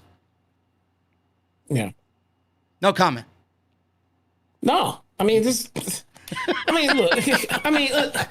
I do like Frankie. I do like Frankie and everything else, but, just him in a match with Gallows is all right. Yeah. It's cool, but I mean, look, maybe it happened on a night. How in the fuck am I supposed to be excited about Doc Gallows and Frankie Kazarian when we're talking about fucking CM Punk and Daniel Bryan coming to AEW? It was a throwaway match. That's all it was. Okay. That could have been fucking Tamina and Nia Jax as far as I was concerned tonight. That's how much I cared about that match at this particular moment. Expert analysis here on Off the Script, people. There you go. We got, after the match was really where everything broke down. Yeah, Anderson and Gallows double-team Kazarian, delivering Magic Killer. Kenny Omega and Don Callis walked out. By the way, Kenny Omega and Sami Callihan had a fantastic main event at Slammiversary on Saturday night. It was awesome, and I highly urge you guys to go and watch it if you can find a replay of it. It's worth the price of admission by itself. So they walked out. Callis told the Texan crowd to take a good look at what just happened because this is what happens when you mess with the elite. So they entered the ring, and Omega was just kind of taking everything in, and Frankie was on the ground. Callis whispered something to Omega. Omega says he's now become the elite hunted. So commentary was making fun of him. Yeah, it really took you a long time to come up with that one, right? Really original. So I love how they shit on Don Callis. Hangman's music played. He walked down the aisle with a cold beverage in his hand. He had a drink in his hand. He was a little tipsy. He entered the ring. Callis said, "Whoa, cowboy." And he pointed out their numbers advantage and said, he knows cowboys aren't all that bright. So are you that stupid or are you just drunk? Callis asked. And Hangman took on Gallows and Anderson by himself, so clearly he was in the mood to fight. Omega ran out of the ring with Callis. Anderson and Gallows overwhelmed Hangman, double teaming. Dark Order ran out, got a big pop. Hangman then gave the buckshot lariat to Carl Anderson. And that was pretty much the end of the segment there. So we're getting this 5-on-5 elimination style match, Jesse, happening next week. Are you still, after all the happenings tonight, you still in the boat of Hangman and Omega at All Out, or are you thinking differently?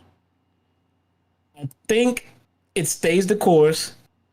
I think we get a Hangman versus Omega, and maybe at the end of that match or with the ending of that match, we get a big debut from one of our big two. Yep.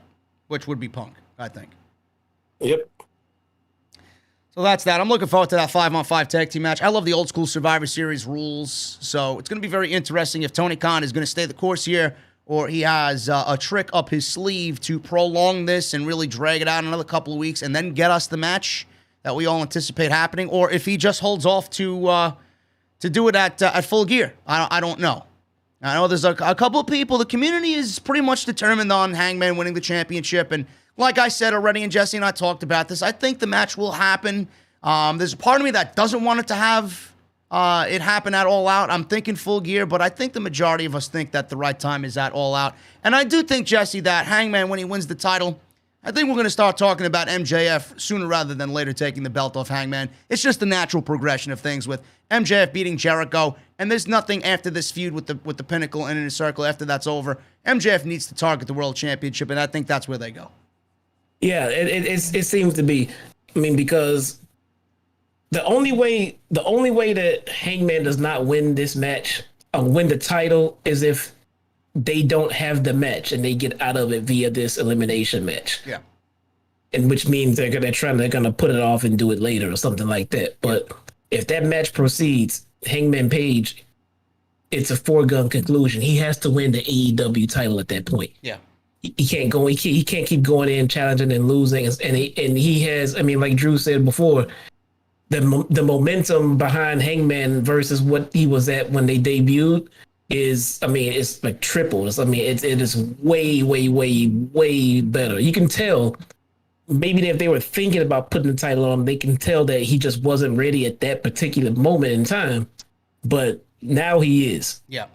Now he is, and now is the time. If you book the match, he has to win it. Or, I mean, good luck.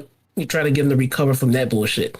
But if you want to change your mind, you want to get him out of it, it's okay. He can lose. They can lose the elimination match, and you can prolong it. That's fine. But he can't go into that match and lose. Yeah. Now, Jesse, I know you heard the news. I'm not sure if you actually caught up on it or seen any footage or video of it. Jay White, Switchblade Jay White, flew in from Japan and confronted Kenny Omega at the end of his match with Sami Callihan at Slammiversary. Could we be looking at a Switchblade Jay White and Kenny Omega match for All Out and possibly save Page for Full Gear? Now, the reason I say this, and I don't want to sound like an Impact fucking hater here, but I don't think that Jay White flew in from Japan to fucking wrestle on Impact and do whatever he's got to do on Impact. I think if he's confronting the AEW World Champion, that I think business with the AEW World Champion is going to happen on Dynamite, and I think the match, if there is one between those two, will happen on an AEW show, not an Impact show. Yeah, that's a good point. He did come all the way out here to do what he did. Did he fly back? I mean, I was actually kind of low key thinking he was going to pop up here on Dynamite since he was already in town and everything else. So, I don't know, but yeah, I agree that, I mean, it doesn't sound very, tempting to come all the way out here just to do a segment that quick on, Impact. They can go back. I mean, they're building towards a bigger story. Yeah, they got to be building towards the Bullet Club versus the Elite. That's what it sounds like to me. They are. They got Bullet Club showing up. Tama Tonga's being mentioned on fucking TV, and then They're bringing in the yes, fucking please. Get that man on TV. Family into this shit, dude. It's getting fucking hectic. Get that man on TV and put a microphone in his hand, please. I'll shut the fuck up. Just I want to hear him talk on a live television show. Pretty much, dude. I mean, it's picking up, man. I remember where this company was, at the start of it, and we were excited just because there was a new company that started up. But now, man, good God. The possibilities, the this, the that, nothing is off limits. You know what's off limits? WWE talent. Yeah. Because they don't play well with others. No. So, but right now, I mean, we're literally in every sense of the term in the spot to get all kinds of crazy dream matches. Minus the WWE rosters. But yeah, I mean, it's kind of fun. It's kind of awesome. I mean, it gives content creators like you, us, and everyone else a lot of things to talk about. Yep. A lot of fantasy matches, a lot of good times. It's like everybody's saying right now, it is really, really, really a good time to be a pro wrestling fan right now. Yeah. So that's where we left off there. Brian Cage was backstage in an interview with Dasha. She threw a soundbite to Taz, Ricky Starks, Hooks, and Powerhouse Hobbs. Starks says that there will be one of the biggest celebrations ever next week to commemorate his FTW title win. Then Cage says he loves celebrations, and I guess that means he's going to crash the party. More of the same here. Not really interested in what's going on with Team Taz and Brian Cage. I'm ready to move on, and I'm sure you're ready to move on as well. Yeah. I don't know. Look, I don't know what they plan on doing with Cage, but he kind of feels like a fish out of water without a crew behind him. But let's see where it goes. Yeah, let's see where it goes. We got Darby Allin versus Wheeler Yuta with Orange Cassidy. This went 4 minutes. Darby Allin wins with a beautiful coffin drop. During the match, Jesse, Sting and Orange Cassidy had a hilarious showdown doing the slow motion kicks, and Sting played up to Orange Cassidy's antics on the outside, and a lot of people probably were looking at Sting like, what the fuck are you doing, lowering yourself to this indie fucking guy? But I thought this was hilarious, and the crowd ate it up in Texas. It is. It's fun. Yeah. I mean, and, I get it. Like, sometimes when fun stuff happens on Raw, we come here and we shit all over it. The thing is, there's no room on that show for fun and games and shit like that because nothing is taken seriously. Yeah. The booking is not taken seriously. Creative is not taken seriously. The women's champion over there on Raw is running around with a fucking mask and a fucking cape. I mean, nothing's taken seriously over there, man. Who are you talking about? Nikki Trash is her name, right? Yeah. I mean, come on, dude. The title that you christened Charlotte with, the title that you have Ronda Rousey carrying around, is now held by a fucking cartoon character. Think about it. That's the same fucking title that Ronda Rousey fucking held for a year. Yep. I know. Same one. Right.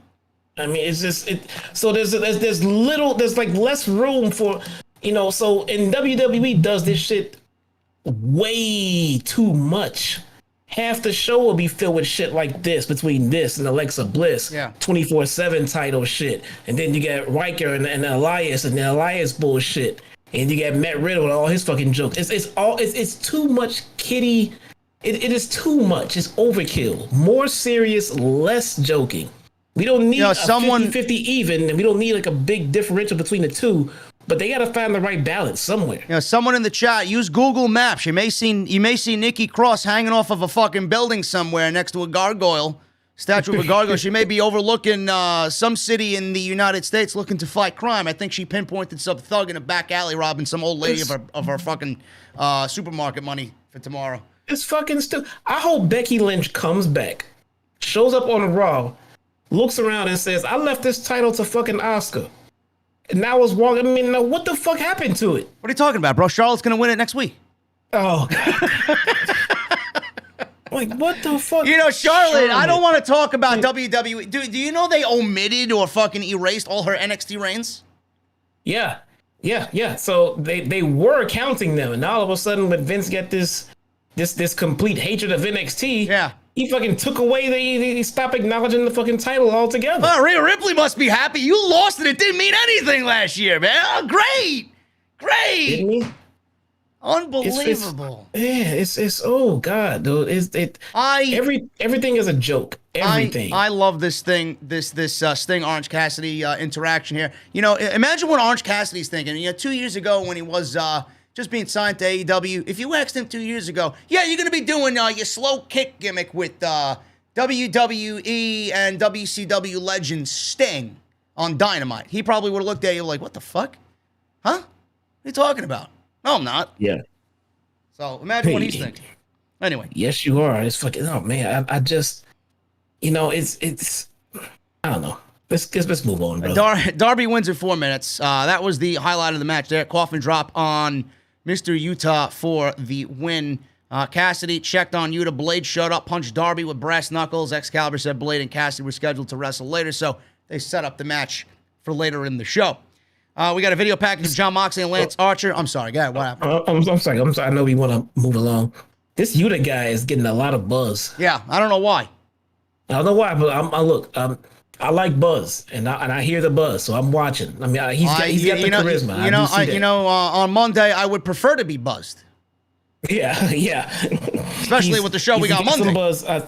I see he can move in the ring, and he's got some charisma. So I'm gonna keep watching, and I'll see if maybe he shows up on Dark, and we'll see if he can prove. Yeah, we'll see, man. He's fucking Mansoor 2.0, so not really much going on there for me. We got a video package of Moxley and Lance Archer with sound bites from both of them, so they hyped up that match during the show. We got Hikuleo, I believe his name is, from New Japan. He was sitting at ringside. Apparently, he's part of the Bullet Club. Fuck do I know? I don't watch New Japan, but he's apparently being promoted on AEW television, and he's the guy that's going to be challenging the winner of the United States Championship match next week on Dynamite.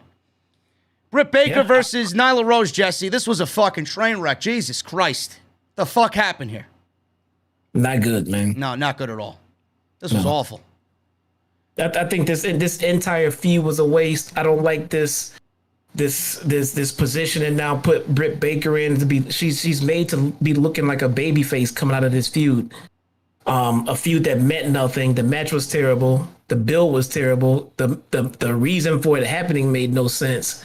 This was not a good first opponent for Britt Baker. No, I was saying this. I was saying that same exact thing for weeks. But they're lucky that the AEW crowd is so forgiving, Jesse, because there was a situation here where Baker avoided a corner cannonball by Nyla Rose and hit a sling blade. She backslid Rose for a near fall, but Rose's shoulder was up, but the crowd thought it was 3.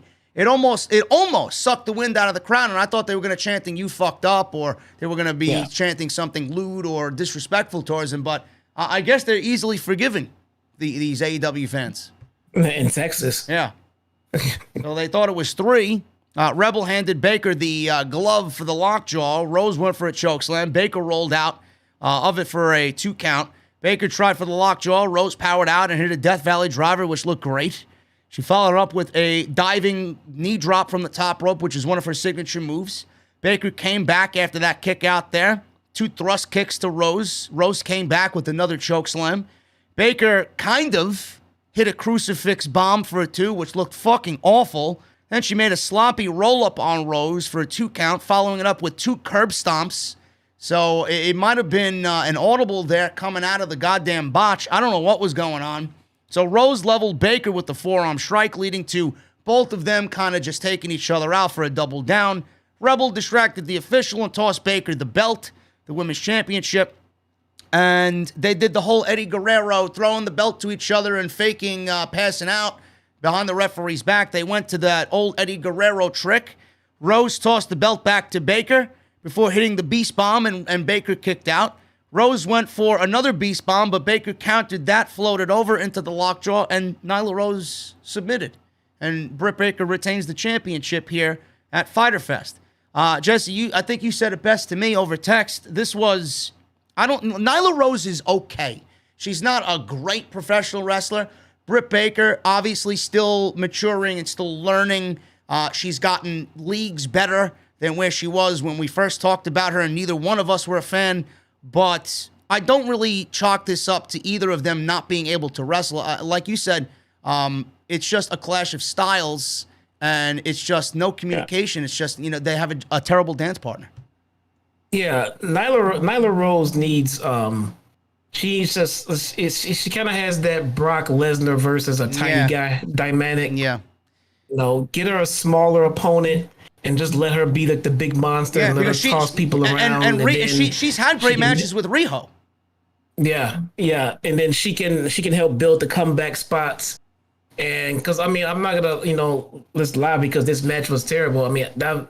I've not hated Nyla Rose matches. They put her in decent situations for me. I don't mind it. It's not the blazing up the mat, nothing like that. But the matches they had her in, they were produced very well. This was not that. Britt Baker wants to work a more of a technical style, maybe a brawler style. We saw the brawler style in her too. But working with an opponent like Nyla just makes her into a 100% baby face. She has to do a lot of selling on it. And it just didn't feel right. It didn't come off right, and it didn't look right at all. No, yeah. So I'm glad hopefully this is over. And I said this from the beginning. I don't think this was a very good start for Britt Baker and her title run in her first title defense. I think it was a pretty predictable outcome. There's no reason why Britt Baker's losing this championship anytime soon. So no. She retained the championship tonight against Nyla Rose.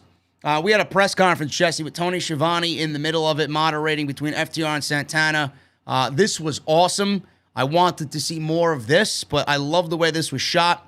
Harwood was insisting that they were both the same.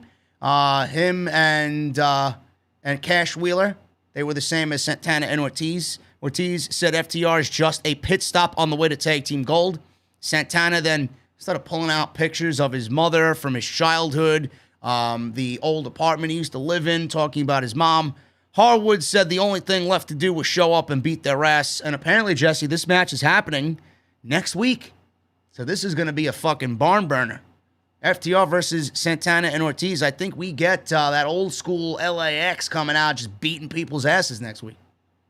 To me, does it feel like they're like all of a sudden moving matches up that were thought to would have been at All Out?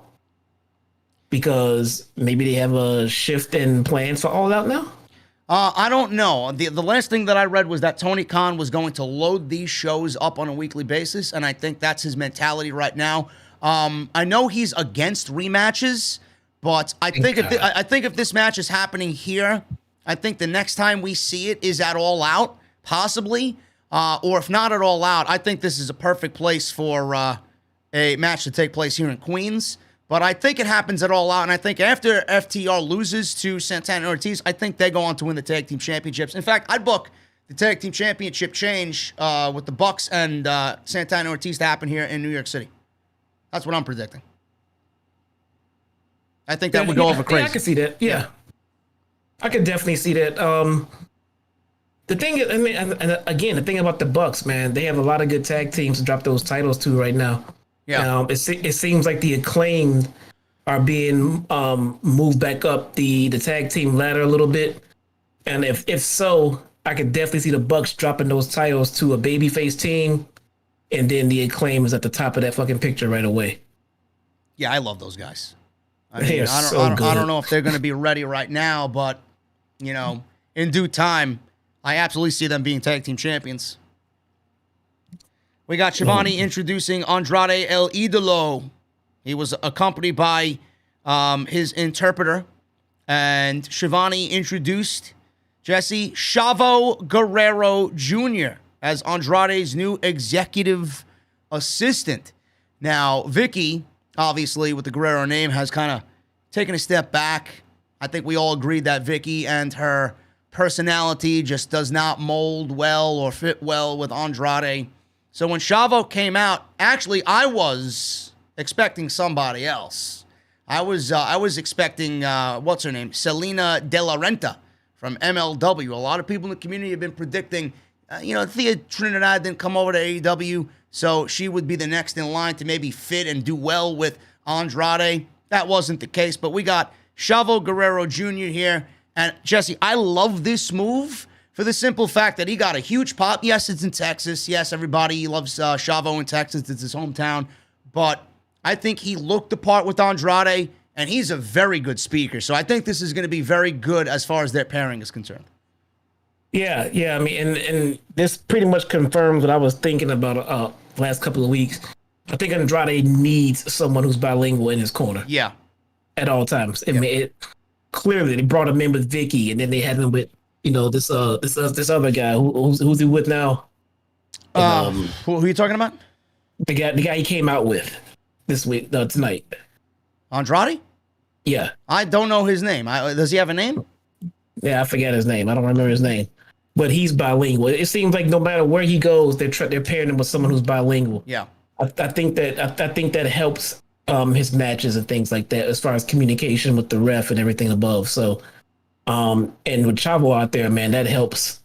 I mean, good God, man, this guy spent half his career in Eddie's corner, and it is gonna be perfect. I can't wait to see how this goes. Yeah, the one thing I would say about this promo, I love this segment with Andrade, Chavo, and the Death Triangle, but I think we're all in agreement here, Jesse. I'm not sure how you feel about this. I think you may be on the same page as me. Less is more with Andrade. He speaks some words well in English, and you can audibly understand him, but I honestly think he is best in spurts. And I hope from this point on, Chavo does the bulk of the talking, let Andrade get some things he wants to get across. But having Andrade on the microphone as much as they did tonight, it kind of dragged this segment out a little bit. So hopefully they fix that. It did. And he was starting to garner some what chance. It was starting to get off the rails a little bit. Yep.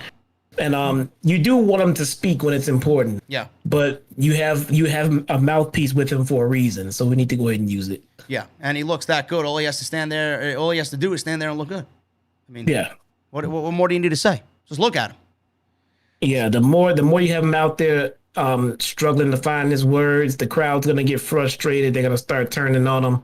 I mean, they're trying to be invested in what he's saying, but he's trying to get a hold of what he's saying as well. And you can tell when he gets uncomfortable when he talks, because he just starts going into full Spanish mode, And yeah, that's not gonna work. They gotta go ahead and give that mic to Chavo a lot more now. Yeah, I hope so. But Chavo was out there. He said he was backstage and he was impressed by all the talent at AEW. He says it's a great time to be a wrestling fan. Boy, he isn't kidding.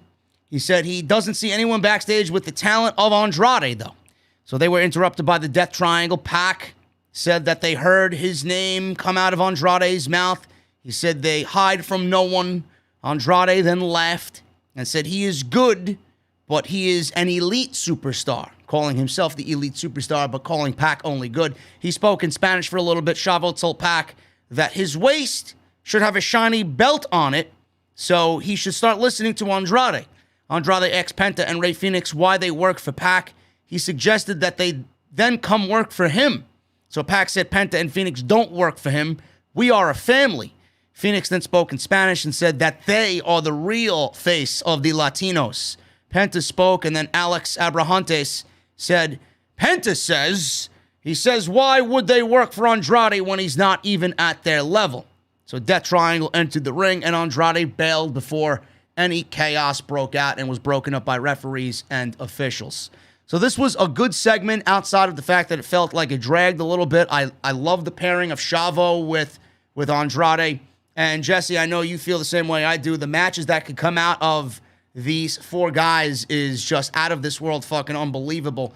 But what exactly is happening here? Are we going to get Andrade and him mixing it up with these guys and potentially him beating these guys to prove a point, and then Fenix and Penta leave Pac, join Andrade, and we have like a little Mexican fucking trio going on here, the new power of the Latinos here in AEW, and then Pac goes rogue and solo. Do you see that? Do you see this is happening right now between these fours?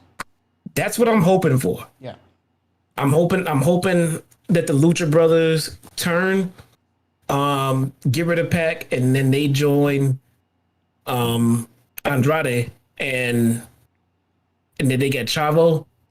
Yeah, we're looking at something major here, man. Yeah, major, fucking huge. And Pac needs to be solo anyway. He makes no fucking sense in this fucking group. No, he doesn't. I mean, the only way he makes sense is that he's just as good as a pro wrestler than both of these guys. That's about it. Oh yeah. I mean, in the ring, there's no fucking debating that there. But character wise and everything else, They don't need to be together. It makes no sense. I mean, if you're going to pair these three together at the end of the day, and Andrade, Phoenix, and Penta are going to be your new fucking super faction here, and then you're going to bring in Trios Championships. I mean, I don't know. I can't think of any three guys better than fucking giving those three guys the Trios Championships. Holy shit. Let's take a second to reflect and think about how stupid fucking Thea Trinidad is right now. Who? I'm sorry. I don't know who that is. Bro, think about it. Bring her in with the Lucha Bros and Andrade, with her being the... Oh, my God, She's an idiot. She's an idiot. For all the fucking geeks out there that said I was crying about her not ending up in AEW, it had nothing to do with me crying, wanting to see her in AEW. I said she's a sellout because she went to a place that's not going to utilize her in this industry as good as AEW was. I was talking about her usage in the fucking industry. What is she doing now? Nothing. You mean to tell me what she's doing now would have been better than what Jesse just said? It would be such a money fucking faction, man. A money faction. The three of those guys with her leading them on the fucking mic with all promos and oh, man. Oh, JD is crying about Zelina Vega. No, I'm not. I just want people to be used properly. That's all. Think about how much time they could spend doing that faction, let it run its course, and then you can take her and put her with a fucking husband down the road in a couple of years or whatever. I mean, she had so much to do over here in AEW. I know. Anyway, we got a lot to do with Christian Cage. We're getting Christian and the Jurassic Express against the Hardy family office with Hardy and Helico. And I think, no, it's Matt Hardy and Private Party, I believe, against Christian and the Jurassic Express. So that's happening. I don't know if it's happening next week. It might be happening the week after that. But, Jesse, when do we get Christian turning on Jungle Boy? Is this where it happens? Maybe. I think this Matt Hardy crap fucking had to put a pin on the turn. But as long as the turn happens soon, then we can start being interested in what they're doing. This is going to be good. We can start hating Christian. This will get Jungle Boy some fantastic heat that he needs because he's white hot right now, so he needs an asshole to feud with. This will be really good for him. I mean, Jungle Boy is white hot right now, and he's not doing anything. Yeah, he's not doing shit. The crowd just loves him for no reason. He needs to be in something fucking hot. He needs to be in a blood feud right now. And this Christian, they're trying to build the turn, and I get it. You just can't come have him just turn, because it wouldn't be as impactful. So you got to kind of bring them together a little bit more before you split them apart. So they'll get to it. I mean, we're probably looking at them at All Out. Jungle Boy and Christian Cage at All Out. Yeah, I think that's where that's going to happen. Did you see Matt Hardy's comments about Jeff Hardy beating Karrion Kross on Monday Night Raw, saying that Karrion Kross should be the fucking NXT champion? Yeah, can you imagine that? Yeah, what a week Kross is having, man, right? Probably fucking laying down next to Scarlett in bed. I don't believe these fucking assholes did what they did. You see all the bad shit being said about me on social media? I was on the top of the fucking card on fucking NXT TakeOver 4 weeks ago. What happened? He was the target. Nobody had a bad thing to say about Kross. He was just one of those things. Well, okay, Karrion Kross is awesome. He's being booked well in NXT. Yep. All right, that was it. I mean, there was nothing to talk about. He was great. I mean, and I've been saying this for weeks, even when he was being used the right way. The guy can't go in the ring. He really can't, man. He cannot fucking wrestle. So that being said, he was still great. His presentation was great. His look was great. The way that he did move in the ring was great compared to his gimmick. You know, the way he moved in the ring made sense for his gimmick. But Adam Cole and Johnny Gargano were not fucking lying, man. You strip away this shit and he is nothing.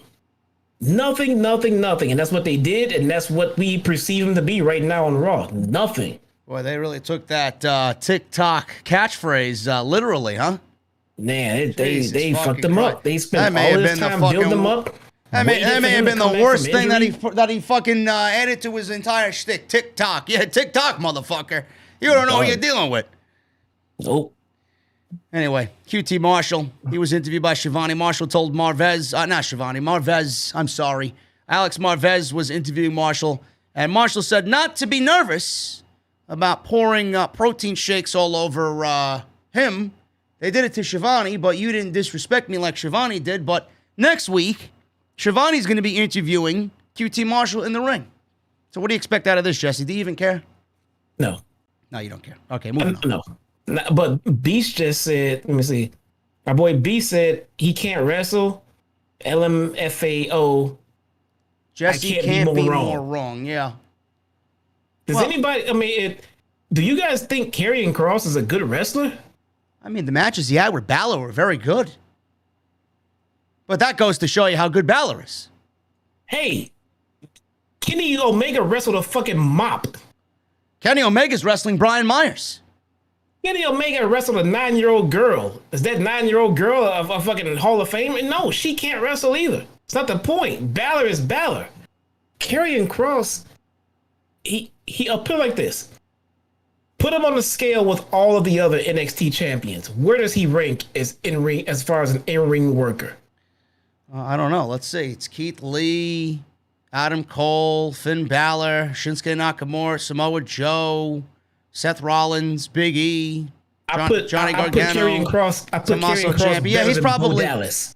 Yeah, that's about it. Yeah, Bo Dallas. And that's no disrespect to Kross at all. It's just the other people are just better wrestlers. Yeah, I'll take that stand because there's no disrespect to Kross, but he's just in a very elite league right now. Pardon the pun, but if you look at all of the NXT champions and they are in-ring workers, I can't think of anyone that Kross is better than other than Bo Dallas.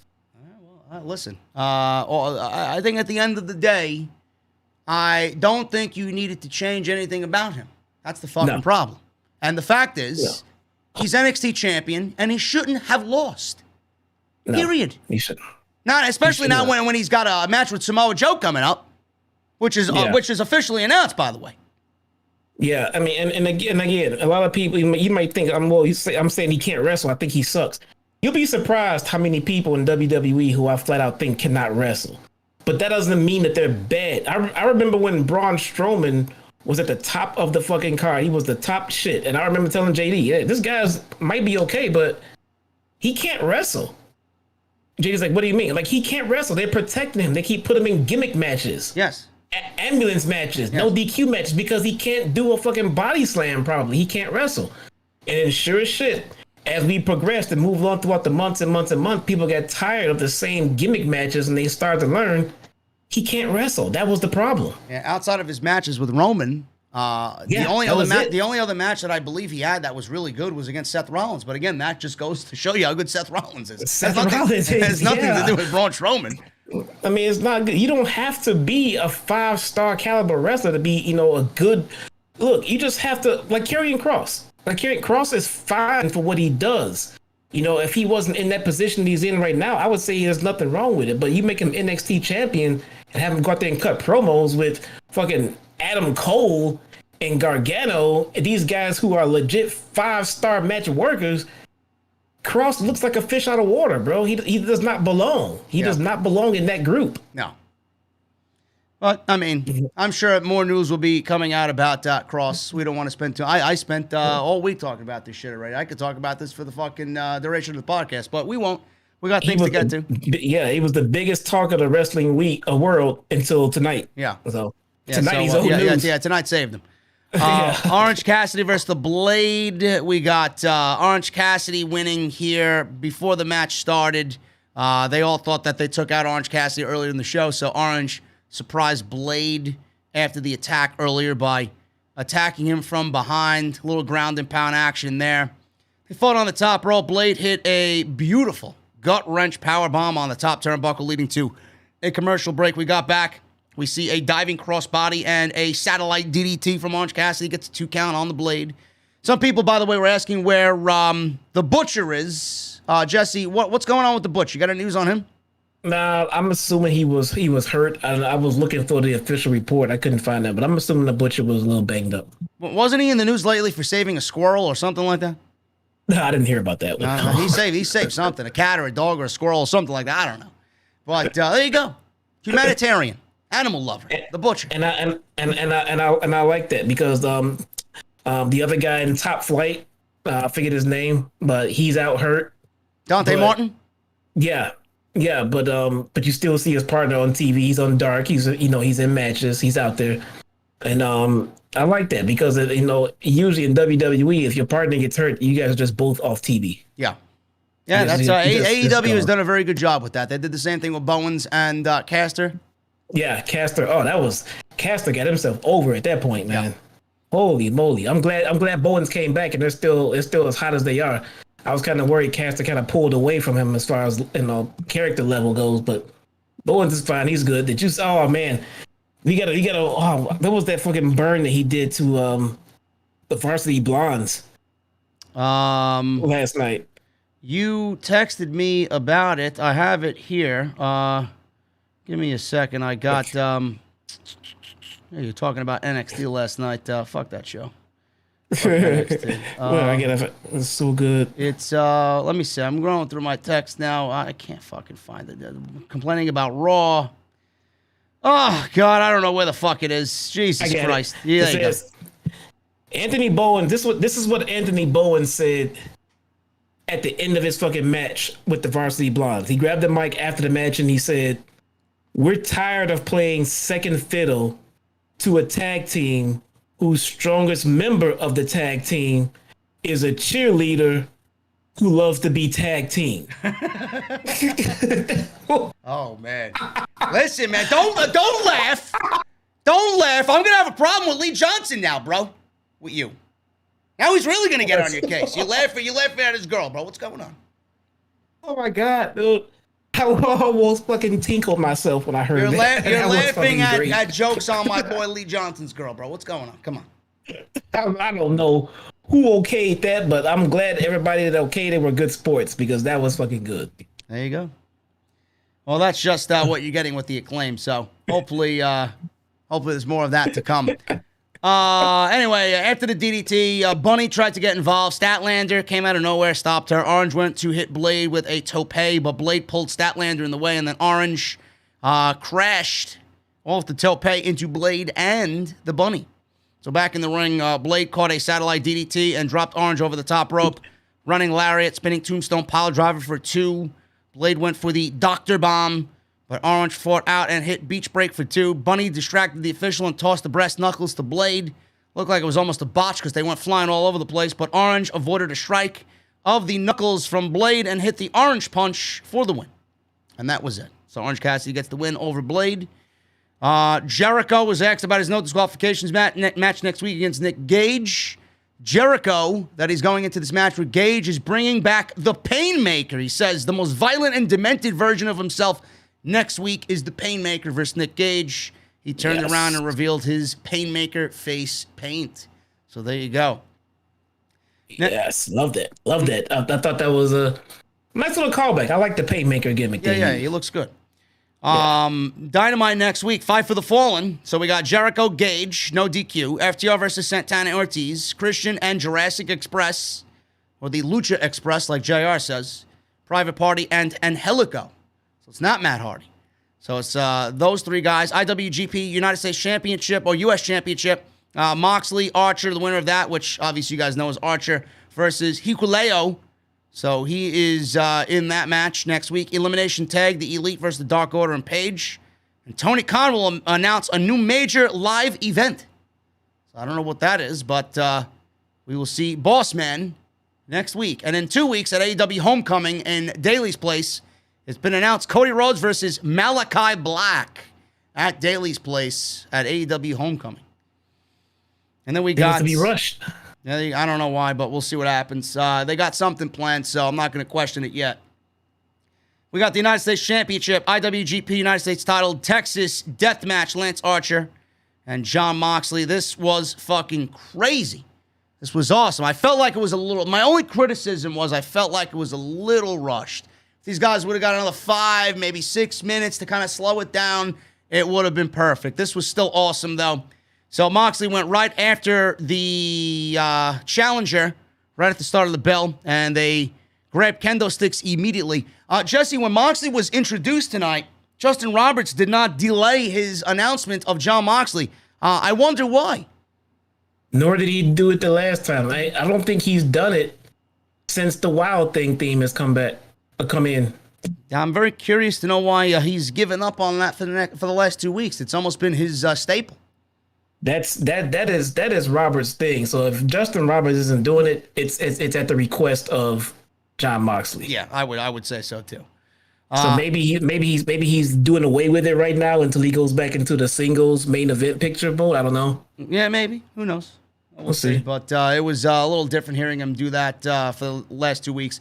So Moxley took the candlestick and repeatedly hit Archer with it. Archer was pretty much no-selling some of these shots. They traded forearms, center of the ring. Archer cut Moxley off with a pounce and then a running cannonball sent onto the floor. So it was a little tame right at the start. Sent Archer into the barricade, did Moxley, with a running shoulder tackle of his own. So they fought into the crowd and in the stands. Moxley left off one of the, I guess, railings in the crowd and struck Archer. Archer again shrugged it off. And he used, Jesse, a planted fan in the crowd as a weapon. He picked this guy up in a power slam position and almost flung him at Jon Moxley. You just threw some guy, man. What the hell? Everybody dies, taken literally. So they're back in the ring. Archer cut off a tope suicida or forearm before he exposed the concrete floor, which has been Ciampa's thing back in the day against Johnny Gargano. It's the first time I've seen someone pull up the mat in a long time. Moxley fought out of a hold and planted Archer on the floor with a paradigm shift. And then Archer came up, busted open. So Moxley, I don't know where he pulled the fork from, but he had a fucking fork, a utensil to eat with, and he repeatedly stabbed Archer's face with it. So we go to commercial break. Moxley was setting up tables on the outside, and Moxley wrapped a chair around Archer's leg. He Pillmanized Mr. Archer's leg. So they traded strikes after that spot. Moxley bit Archer's face with the blood running down it. Nasty. Archer fired up, went for a ripcord lariat. Moxley hit a release German. Archer hit a big boot. Ripcord black hole slam, which looked great. Archer set up chairs, and he went to hit the blackout through them. Moxley fought out of it, hit a low blow. Archer popped up anyway. And my God, Jesse, I don't know why moves like this are done. I legitimately cringe more on this spot than Moxley biting fucking Archer's bloody forehead. Archer, he popped up and chokeslammed Moxley on the back of the fucking chairs. Upright chairs, the fucking tips, the very tops of the chairs. Chokeslammed this motherfucker on top of the chairs. Unreal. Dude, look what we're talking about here, dude. But Jon still, fucking Moxley. But still. You wonder where he got that fucking fork from tonight. Who's in the building this evening? Nick Gage. Nick Gage. That's the same thing. That's the same thing. Literally the same thing that Sami Callihan did to fucking Omega, but he used a fork and a cheese grater. Or a pizza cutter. I'm sorry. Never mind. Cheese grater. Pizza cutter. Jesus Christ. So Moxley made it up at an 8 count, got up, and he countered a running attack with a big lariat, followed by a paradigm shift. Archer popped back up at a 4, and then he gave Moxley the middle finger. Moxley took the fork and started stabbing Archer's head with it.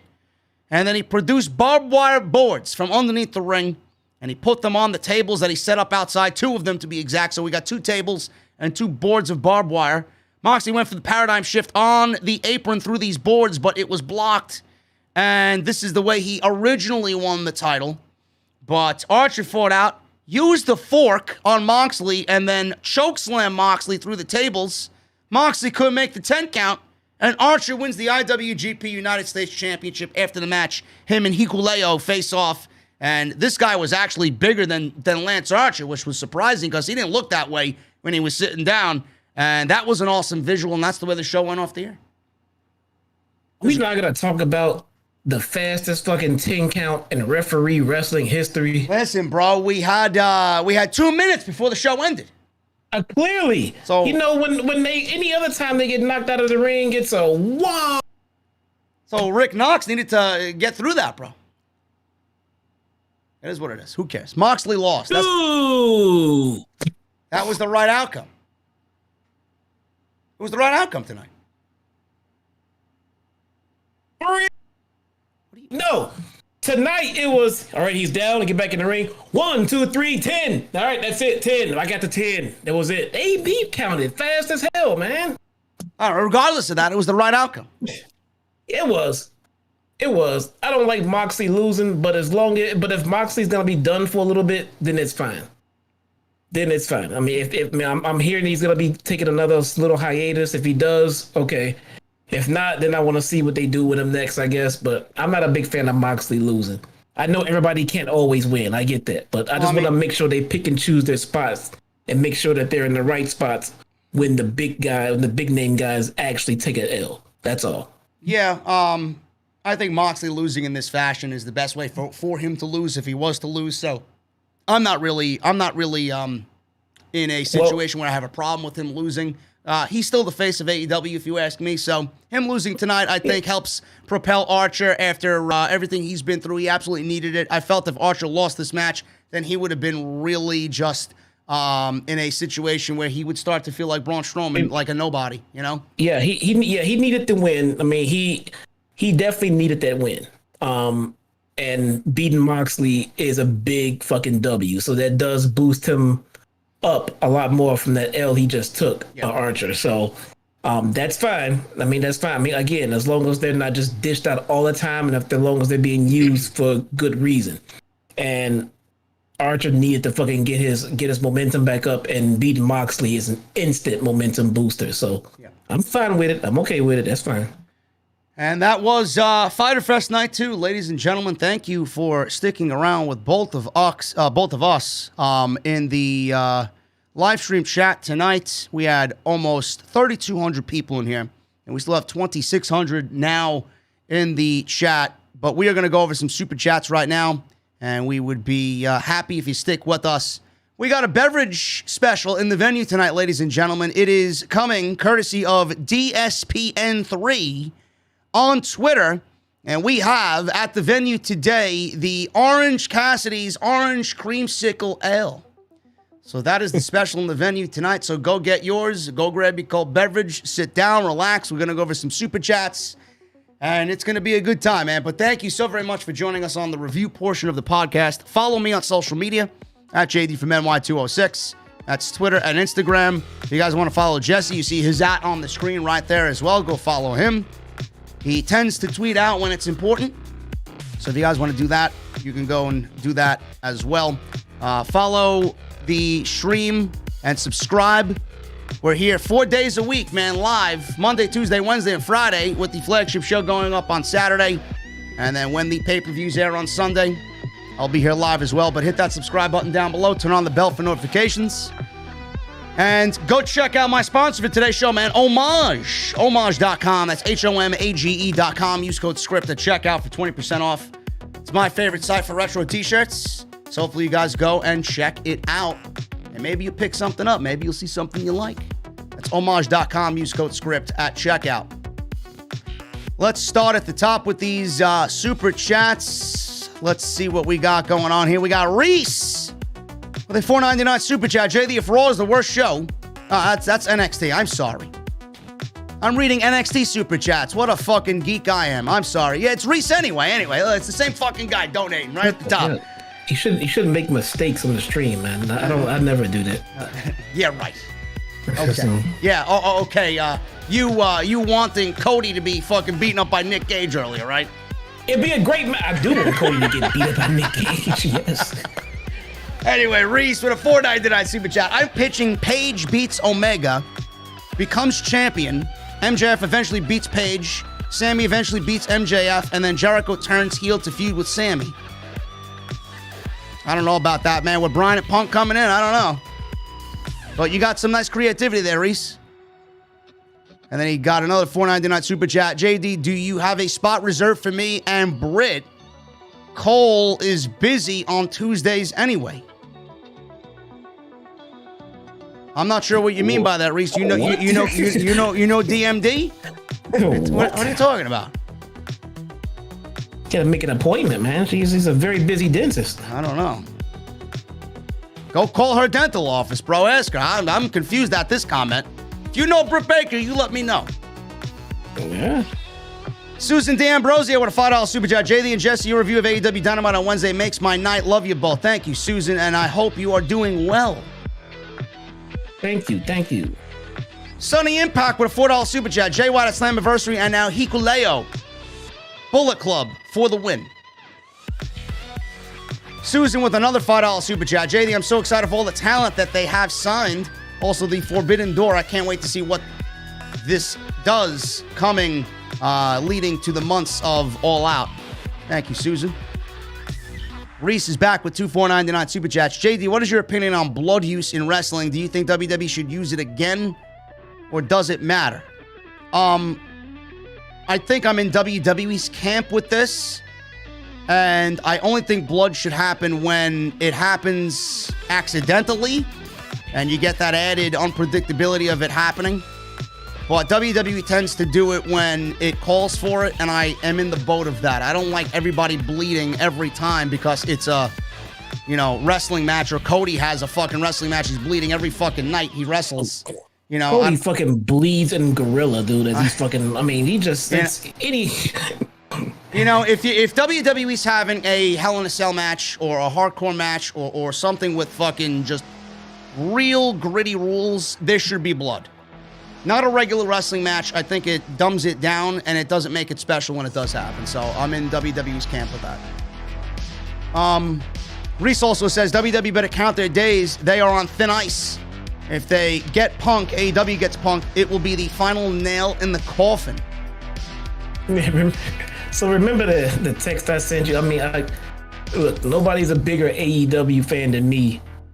But you guys that think that, if AEW gets Punk and then they get Bryan and they get this and they get that WWE is just about to fold up, close their doors and shut it down and claim bankruptcy. It's all over because Daniel Bryan and Punk showed up on TNT.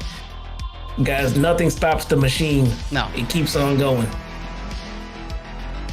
Francisco Coronado with a $5 super chat. I feel like they will get Charlotte Flair too when her contract expires. She prefers her man over WWE, and rightfully so.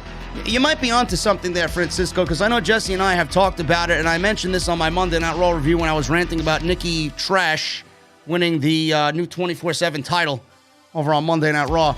Charlotte has not been on her game. Her match with Rhea at Money in the Bank was okay. It was probably the best match that they've had together, but you can tell she is in I don't give a fuck attitude. And she has not been on like she has been. She hasn't been wrestling like the greatest ever. She's off. You can tell. And that's that spot where she let the fans get legitimately under her skin. The WWE just get fans back. And Charlotte went out there and fucking flipped them off because she got mad that they were chanting Becky at her. Yeah. Old Charlotte would have loved that, taken those chants, smiled at it, gave a woo and went back to work. You can tell those Becky chants rattled her, dude. Yeah, it did. And they're lucky that the match was at least good enough to a point where they got the crowds to start chanting, "This was awesome." So they went from "This is Becky," or "They want Becky" chants to "This is awesome," which is a testament to how decent that they worked on Sunday night. But yeah, it rattled her. But Charlotte, like you said, Jesse, she's got to get used to the fact that she's no longer number one and probably will never be number one as long as Becky's there.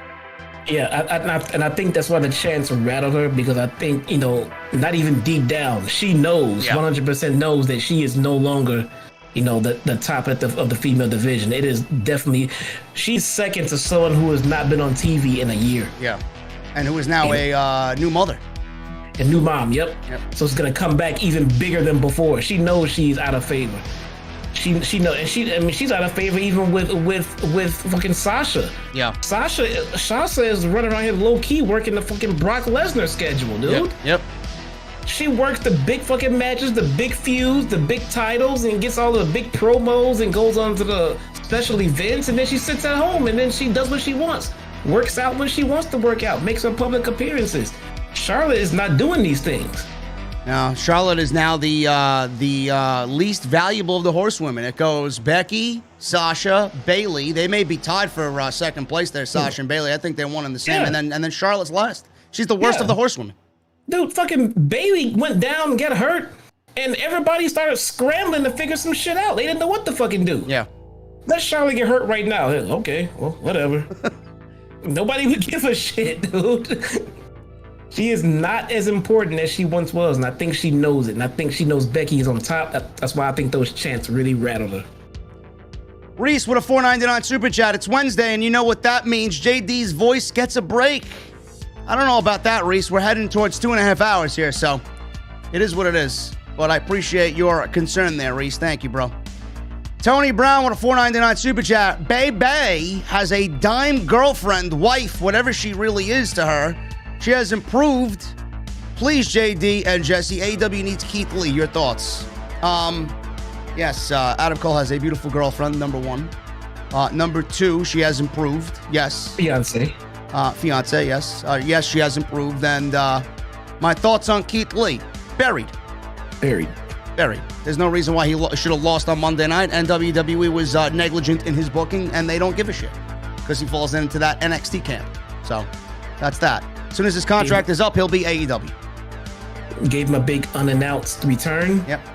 Put him back in the ring, had him beat, rolled him out of there. I'm not even sure if we'll see him next week. All for a bridge to Goldberg. Good job, Keith. Yep. Good job, bro. Reese with a $4.99 super chat. JD, tell Jesse he's on double duty after last night's stream. Looks like I'll be in the venue alone. You're on double duty, bro? What's going on? What does that mean?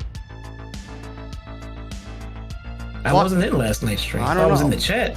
I don't know if Reese is fucking drunk with rage at the bar, man. What are you doing? Probably, man. Fucking hanging out with rage. What's going on? Reese, you all right, bro? Do I gotta send for an Uber? I wasn't in the stream, man. I don't know, man. Michelle Moran with a $2 super chat. AEW got Daniel Bryan. Thank you, Tony Khan. Yes, thank you to boss man Tony Khan. Maybe he'll give me a job next. Jacob Donnelly with a $5 super chat. Who? What? We really need Miro now. Yeah, we do. Now, I mean, that's just the icing on the fucking cake. We get Miro. Forget about it. Jacob Donnelly with a $5 super chat. Punk and Bryan coming to AEW simultaneously is like Nash and Hall coming to WCW. Game changing, and I hope it happens. I don't want to compare it to the NWO. If you're meaning Hall and Nash individually before the NWO revealed Hogan as the leader, I would say it's probably on par there because Scott Hall, Razor Ramon, was never a really big deal in WWE. He was a mid-carder at best. He was an IC champion for a couple of times, but he was only there for, I believe, Jesse, 4 or 5 years. Bryan's been there for how long? And Punk was somebody that held WWE Championship. Not really all that great of a reign, but the length of it was great. I think they have individually a greater influence in WWE than both Nash and Hall did. I can relate to the analogy. Yeah. Only in the sense of, like you said, Razor Ramon is now shedding that gimmick, and now he just becomes who he is. He's Scott Hall. No more Diesel. It's just Kevin Nash. Yep. And we're gonna show up on the competition's television. So now, what did it mean? We all know that appearance on WCW TV was the catalyst that started the 83 weeks that almost put Vince out of business. Yeah. So now that was, people are saying, oh, WWE's in trouble now because of, Bryan and Punk. No, when the Outsiders showed up on TNT, on WCW, that almost put Vince out of business. Yeah. It legitimately he wasn't as secure financially as he is right now. So something like that really dipped into his ratings, and his relationship with USA wasn't as spectacular as it is today. That was a legitimate problem. That was a problem for him. So, but I get it. I mean, right now ratings are low, and these are two big names to sign over there. It's a big blow, but it's nowhere near having the effect that Hall and Nash had when they skipped. No, not at all. In the chat, Karl Marx says now Plana Productions is praising AEW now that Punk and Bryan are joining. Of course, people like that are going to say something because they shit all over AEW for months for whatever reason, and now that AEW is at the point where they're bringing in two of the remaining biggest names in the industry, now everybody wants to be a part of the party. Meanwhile, people like me and Jesse have been here since day one, never to really say anything bad about AEW. We've been critical, but we didn't go out of our way to say shit about them and bury them and, join one side over the other. But that's what these content creators do. Now they want to be a part of the party. And that's why they have no identity and they make shit content because they don't really associate with one or the other. They're just all over the place. They follow what's hot and what's cold on a week-to-week basis. That's how they make their content. They're not fans. They're not. Caris Araya becomes a new member in the venue. Bro, thank you so much, man. What are you drinking? We got that Cassidy's Orange Creamsicle Ale. I could get you one of them. Sit in the fucking VIP lounge behind me, bro. Michael Raymond with a $2 super chat. That fork was the MVP. Archer wins big. Yes. Titus is jealous. A fork showed up on Dynamite. Mr. Premium 2002. $2.99 super chat. Whatever happened to the Butcher? I think he's hurt. So he may be on the men's coming back from an injury, but I don't think it's serious. Yeah. Bradley Xavier with a Australian, mate. $5 super chat. The stip for Reigns Cena should be that if Cena loses, he cannot challenge for another world title. Chasing 17 is now or never, and Cena should lose. If Cena's not getting 17 now, if they want to do it, they have every opportunity to do it when Roman Reigns is finished with his run here. But I foresee, Jesse, what do you think about this? Reigns, Cena, SummerSlam, and if they want Cena for WrestleMania next year, how about putting him in a match against Edge? For the title? No, just a one-on-one match. They have a history. Okay. Yeah, just to play off their history. I like that. It puts two legends together. Yeah. Instead of taking up two matches on the card. Taking up two matches on the card. Yeah. Okay. Yeah, and you can sell that. Yeah. Not a title on the line for it. No. I'm with that. That'd be doable. Okay, yeah. Emmanuel Reed with a $5 super chat. This year is probably the most I've seen JD's name in the shill's mouths. Keep doing you, Messiah. Emmanuel, who's talking about me now? What the fuck did I do now? I'm pumping out some great content, man. What am I doing that's so bad? Pumping out great content. There you go. Just said it. Hoyt Reynaldo with a $4.99 super chat. Hey, JD, tonight was awesome. Tonight is my 21st birthday. What would you recommend for a beer to try? Hoyt, happy birthday, number one. Everybody in the chat give Hoyt some birthday cake emojis. And number two, Hoyt, I would start with something light. Maybe a Stella or a Heineken. Blue Moon is always good. And then if you like the taste of beer, then you can graduate to something darker. A Guinness. Budweiser. No. A Yingling. Something along those lines. And then you could come to me and ask me, JD, what's a good craft beer I should try? And then you're going to tell me what type of flavors you like, if you like any fruit flavors, if you like a sour taste, something bold, spicy. Then you're going to come to me. Miller Lite. Clearly, don't take beer recommendations from this geek over here.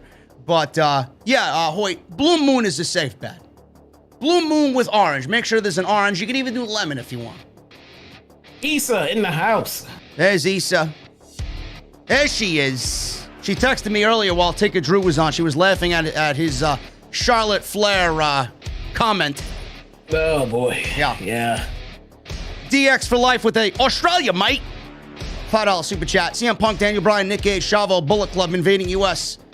What could be next? Like you said, Jay, the winds of change are coming. Yes. I don't know what's coming next, DX. I'm just sitting here enjoying every fucking minute of it. Yeah, man. I know this is awesome, ain't it, man? Hollywood guy with a $10 super chat. You're right. The winds are changing with the signing of Daniel Bryan. And do you see Andrade battle for leadership of the Death Triangle? Yes, we do. We talked about that earlier. I think Andrade is going to end up getting Penta and Phoenix, and Pac is going solo. Andrade debuted, came out, said he wanted the Death Triangle. Yeah. Got the Death Triangle. Turned to the Lucha Bros and say, hey, you guys should be with me. That's not going to end in, nope, and then they move on and split. No, that's going to end in him getting them. I can't wait to see those matches, though, I'll tell you that. You fucking hit it on the head, too. Trios champions, the Lucha Bros, and fucking Andrade. No doubt about it. No doubt about it. Oh. It's got Lucha written all over.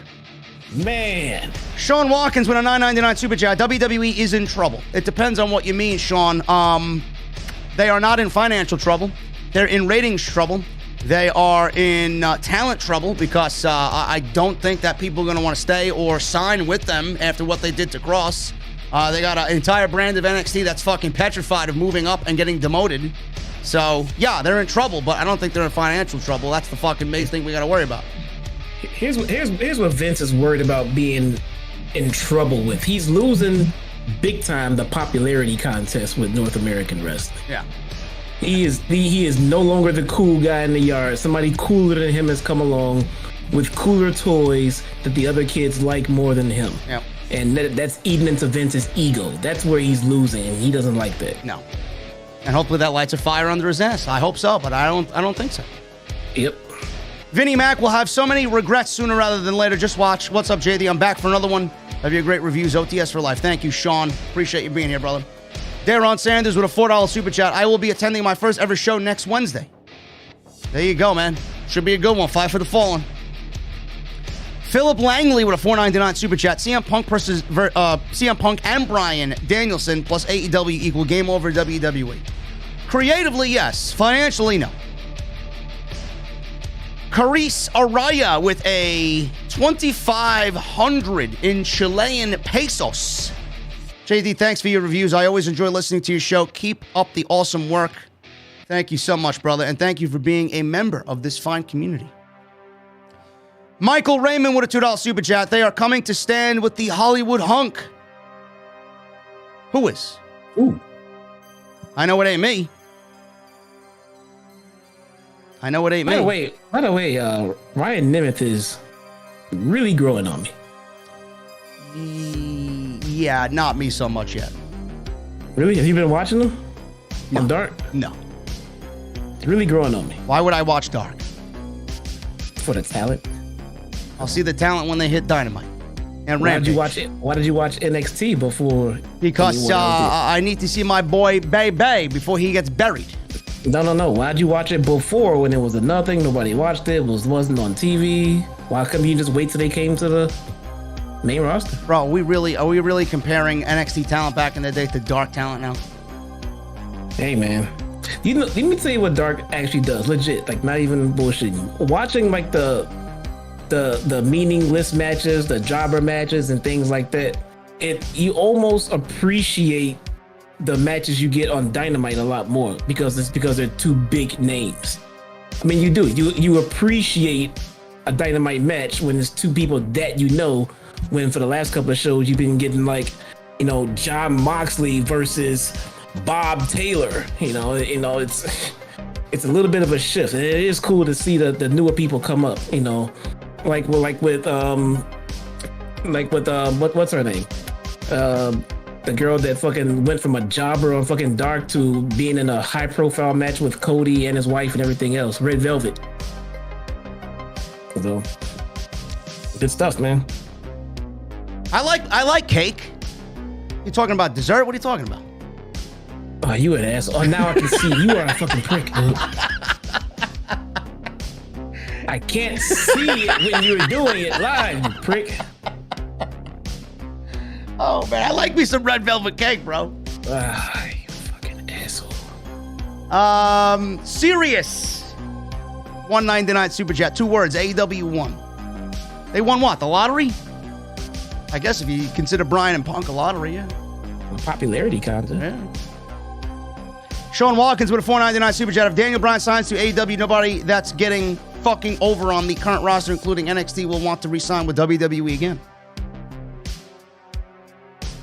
I don't know who wants to sign with WWE, period, after what they did to Cross. Money, man. Money and everything. Social Destruct with a $5 super chat. I don't think many understand how big the signing of Punk and Bryan Danielson is. Imagine if he comes out on Dynamite and Punk's music hits. New outsiders. Now, we're not booking him in the same faction. No. Punk is going after the world title, and Bryan is showing up and doing whatever he's got to do in New York. That's the best way to go about it. Mike D with a $2 super chat. Doink the Clown, 2022 Hall of Fame. The original Doink, Matt Osborne. Yes, I agree. He was fucking great. Go back and watch his match with Bret Hart at the 1993 SummerSlam, man. Great shit. They announced him for the Hall of Fame. I don't know. I guess he's just wanting Doink in the Hall of Fame. I'm gonna say that's kind of an early announcement, no? Yeah. Michael Mirza with a $10 super chat. Crazy how often you call this mad shit, JD. You've been saying this would happen for years. I love the direction AEW is taking pro wrestling. I love this podcast, man. Stay good, fellas. Thank you, Michael. Thank you, Michael. Just watch and analyze. Anybody can see it. And then when I get it right, people don't want to admit it. But when I say something that's not in line with their narrative, then they want to jump all over me. Tim B with a $5 super chat. Who is Andrade bringing in to match up with this Death Triangle? Nobody. He's going to get the Death Triangle to join him. Rick O'Shea with a $4.99 super chat. I told y'all, revolution. Hashtag TikTok. Oh, it's coming. The revolution is here, brother. Indigo with a $5 super chat. Hey, JD and Jesse, much respect. Man, is WWE in trouble or what? Nights like this is why I'm proud to be an AEW fan. Another awesome live stream. Thank you, Indigo. WWE is in trouble creatively. So, and like Jesse said, Vince is worried that the much cooler and more attractive AEW has come along to steal his thunder. Now he's the fucking geek in the back. Yeah. Yep. All he's got to do is cheat, bro. Just cheat. Take a gander over at that geek's test. Look at what they're doing and just apply it. That's all.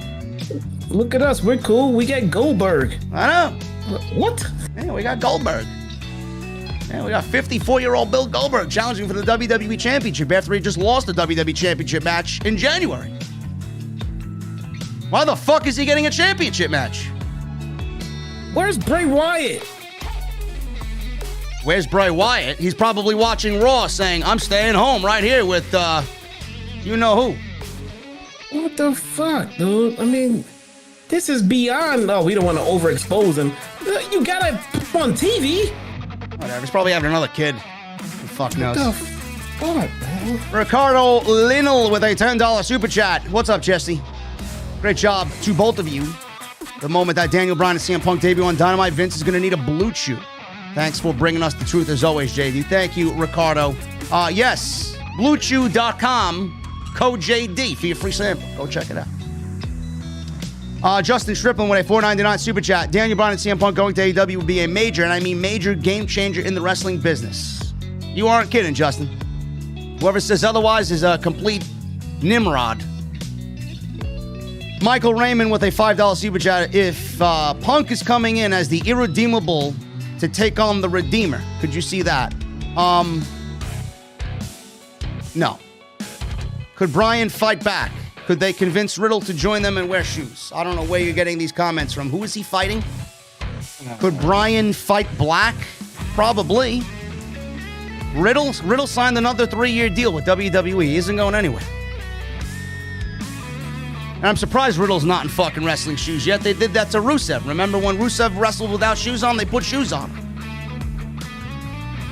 Bread Pie with a $2 super chat. CM Punk vs. Daniel Bryan. Yes, that's the match that I want.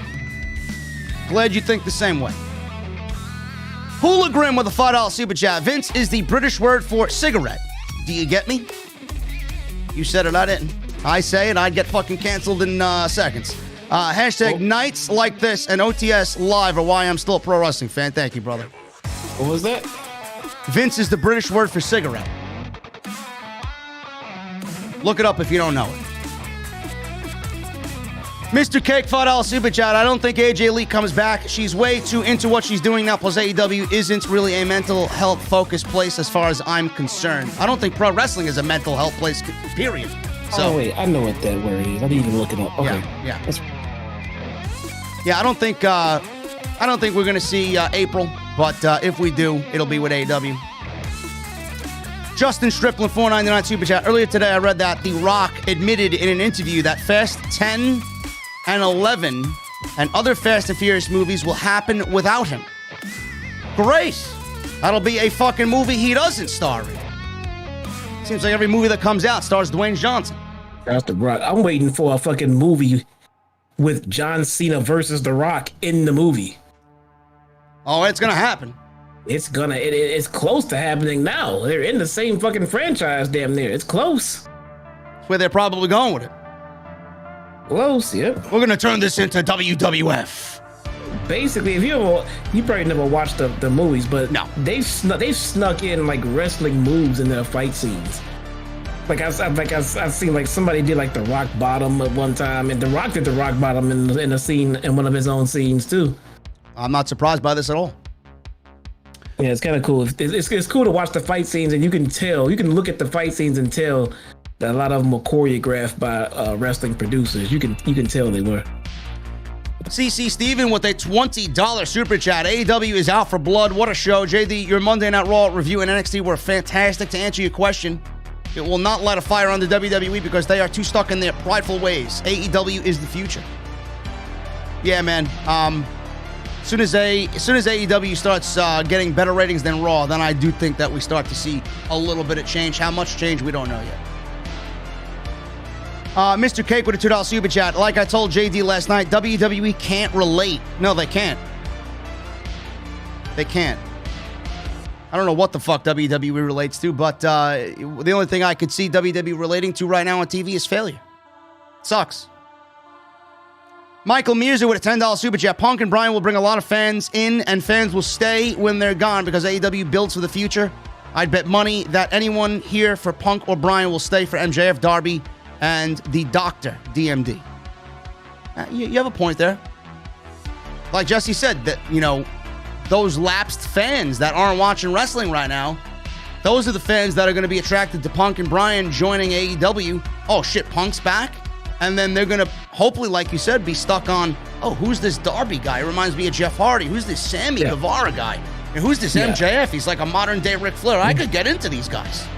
Yeah, if they're lapsed fans, then they get wrestling and they know it. They understand it. So now when they watch AEW and they see that it is not the same crap that they, left from when they left WWE, they'll stick around and they'll start telling people, and the ratings are gonna go up there. They're gonna show up. They just gotta let the people know that wrestling is back. So let's give them some time. People will be back. Yep. Michael Mirza, thank you so much, brother. Sixers 205, $9.99 super chat. Phillies fan here. You're 100% right about Chipper Jones. Also, I only watch the Raw reviews for laughs. Looks like I need to tune into the AEW ones now. Keep up the good work, man. Thank you, Sixers. I appreciate you, man. I don't know what the Raw review did to make you laugh. I was pretty steamed on the Monday Night Raw review, but I'm glad you found some entertainment in it, bro. The Greatest Fan 18 with a $5 UK super chat. Did you or Jesse sign up for the first ever All Elite crate? I did not. Jesse, did you?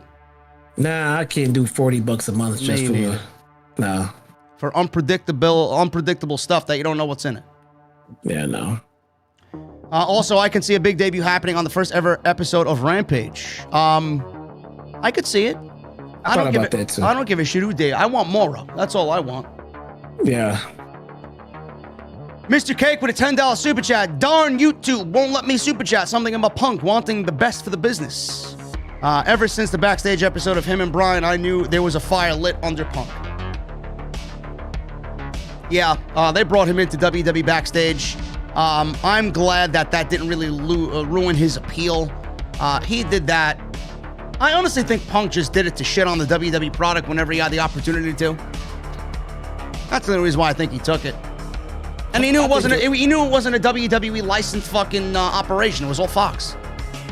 I think it ruined his appeal, like a lot. I mean, it put me in that. Well, whatever. I don't care. When he shows up, he shows up. But yeah, I think he was kind of just overexposing himself. Yeah. And it sounds weird because it's not like he was all over the place, but he went from being nowhere to on TV with the same company that he shit on in the most famous podcast in podcast history. Yeah. So to me, it was kind of like, dude, just come back or go away. I'm getting real sick of this teasing shit. Mr. Cake with a $5 super chat. Punk and Bryan coming in means guys like Homicide coming in. They love the business, plain and simple. Homicide? Why are we talking about Homicide for? Why the fuck did that come from? I have no idea. He also says, we just need Miro on AEW now. Absolutely. Cody Meany with a $10 super chat. You need a fuck Bill Goldberg shirt. LOL. I'd buy that. And I got chills when I heard Bryan could have did sign with AEW. You and Jesse kick ass. Keep up the great work, my brothers. Thank you, Cody. A fuck Bill Goldberg shirt. I don't know if anybody would wear curse words on their shirt in 2021, bro. Everybody's soft. Canceled. Yeah. Micah with a $1.99 super chat. Daniel Bryan should debut against MJF. I'd love to see it. Can't go wrong with it. I mean, again, the possibilities are endless. Travy with a $4.99 super chat. JD, if they feed Rock and Cena to Roman, doesn't that book them into a corner? Because who on that roster is credible enough to beat him at that point? But even before he faces them, they still have that problem right now. Yeah, and even after that, the answer to your question, Travy, is you don't book Roman to lose. Period. Book him just as strong as you did Cross. Big E came out recently and said that he'd love to be the one to cash in on Roman. They may be teasing something. I hope it's not Big E. Big E should have been the one to cash in on Bobby Lashley, but here we are with fucking he who shall not be named. Fucking Look, trash. After the payoff we got for Cross's undefeated streak, I would settle for Big E being the one to beat Roman. If there was one to pick right now that has to be picked. All right, well, that's a pretty big rub for Big E. We have a pecking order before this happens, okay? It's Cena. The way I see it, Cena, and then we're going to go into a Rollins feud at some point, and then we're going to go into Survivor Series. We're going to get Roman versus Lashley, I'm sure, if they still do the Raw versus SmackDown thing. And then we're going to get a Balor Reigns match, because that's just going to happen, being that he's on SmackDown, and they have a history there. And then we're going to get The Rock, and then we're going to get Lesnar. Where's the Lesnar match happening? I don't know. I could see that happening next year at SummerSlam. But in between that, you know, you got Big E holding the briefcase for 1 year. So when is he going to cash in? He can't cash in until Roman and Lesnar have a match. Well, if fucking history's taught us anything, Big E is going to cash in this fucking Friday. Probably, yeah. So probably, yeah. The one thing that WWE does is they give the briefcase out to whoever they want to give it out, and then they try to book the cash in as quick as possible. Get rid of it quickly. Here's the new thing, yeah.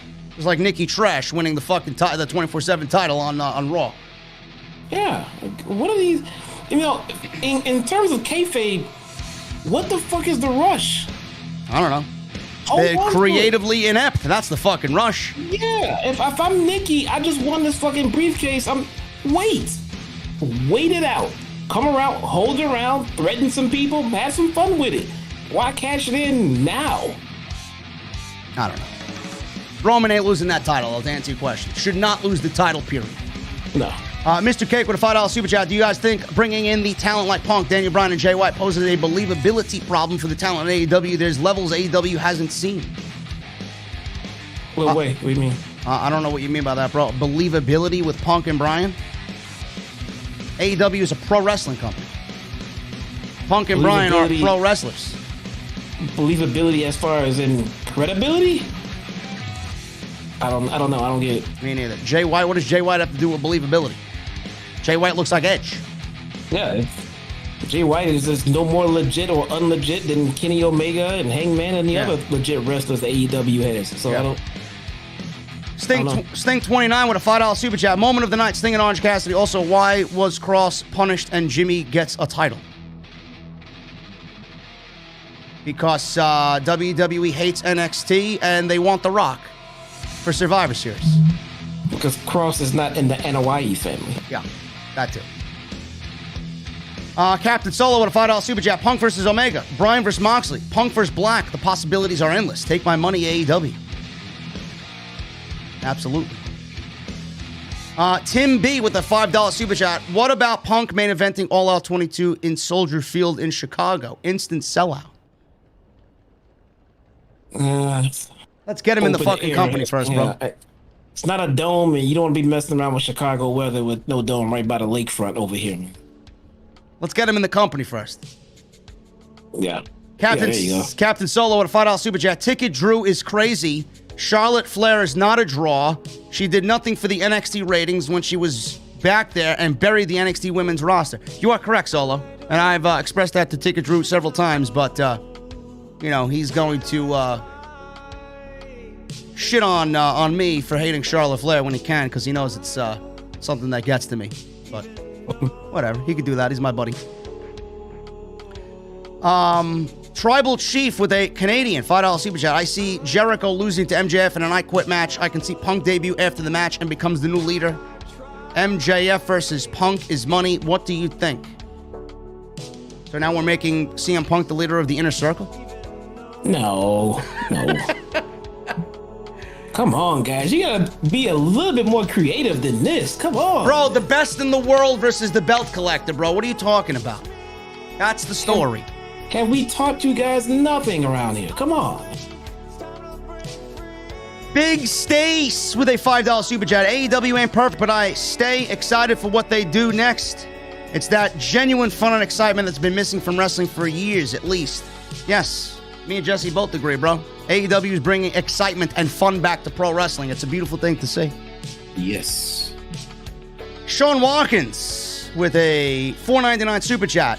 Hey, Jesse, you should consider reviewing Dark, Elevation, and BTE since JD doesn't. Just throwing it out there. Jesse's got to get a great microphone to go along with that. Yeah, I don't have the setup for that shit, dude. I see everybody that check. Oh, you should get a green screen. You should do a background. You should do... you fuckers send me the money to get all the equipment needed for this shit. Then I'll think about it. Oh, man. Mr. Cake with a $5 super chat. Thank you for your generosity tonight, Mr. Cake. I know you're excited. The Orange Cassidy Ale is delicious, and Reese is also playing TDG and BFMV at the booth. I think he's had 5. I recommend Android Attacks behind me, bro. Apparently, I got the high score on it. Go check it out. There's also a game of pool back there, some darts. You guys want to go smoke? You got to go outside, though. There's no smoking in the venue. Andres, thank you for your super chat, brother. Where the fuck did you go? I lost you. So many fucking super chats here. Hold on. Andres, great show as always, guys. If should Punk versus Bryan happen to be for the title, I'll also have a rum and coke. Rum and coke is good, bro. I enjoy a good rum and coke, but we're not booking Punk versus Bryan for the title yet. This is Omega's world, and they're only living in it right now until we get them both in the company. Mr. Cake with another $5 super chat. I'm happy Archer won, but I don't agree with the way the match was set up. Felt lazy. Cheers, JD and Jesse. I thought the match was fun. And that's what happens when they load the show. Like I said, I think they should have got 5 or 6 more minutes to kind of slow it down and kind of build that anticipation. Darius Moore with a $5 super chat. I was there. Great show. Thank you for stopping by the live stream then, bro. Appreciate you. CN McCormick with a UK $5 super chat. Hey, lads. New fan from Ireland. Bro, I'd love to visit your country. Give me a Guinness. Personally, would love to see Punk and Daniel Bryan at All Out, but it's probably wishful thinking that early. Keep up the good work. Well, thank you for becoming a fan of the podcast, Mr. McCormick. We hope that you are in the venue once again. We got... Who the fuck we got here, man?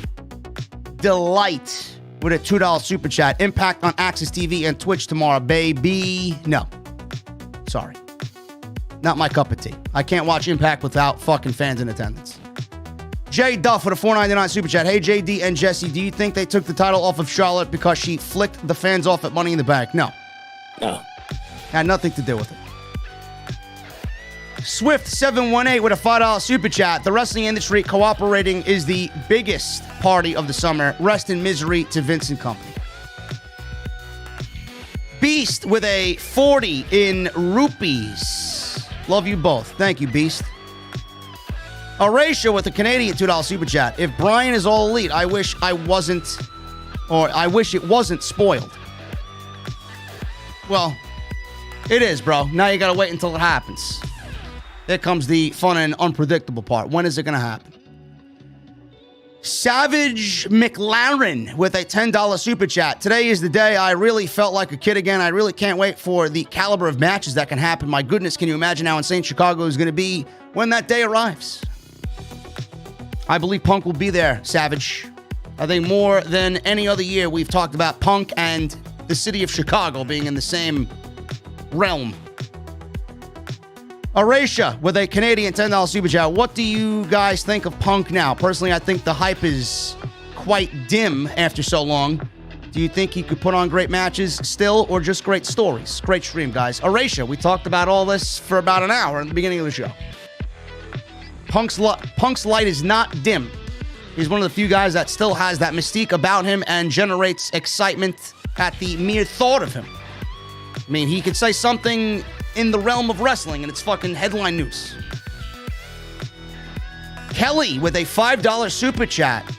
Really? Daniel Bryan is all elite? Pinch me. I must be dreaming.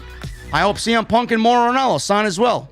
And you, JD, as commentator in AEW. Yeah, I wish Tony Khan would call me up and offer me a fucking 3-year contract. I'd be over there in a heartbeat. But I will be with House of Glory, working with the Solomons through an Amazing Red and Brian XL when they get back in a couple of months. So you guys want to see me commentating? There you go. Aracia becomes a new member. Thank you, brother. Go get yourself one of them orange creamsicle ales.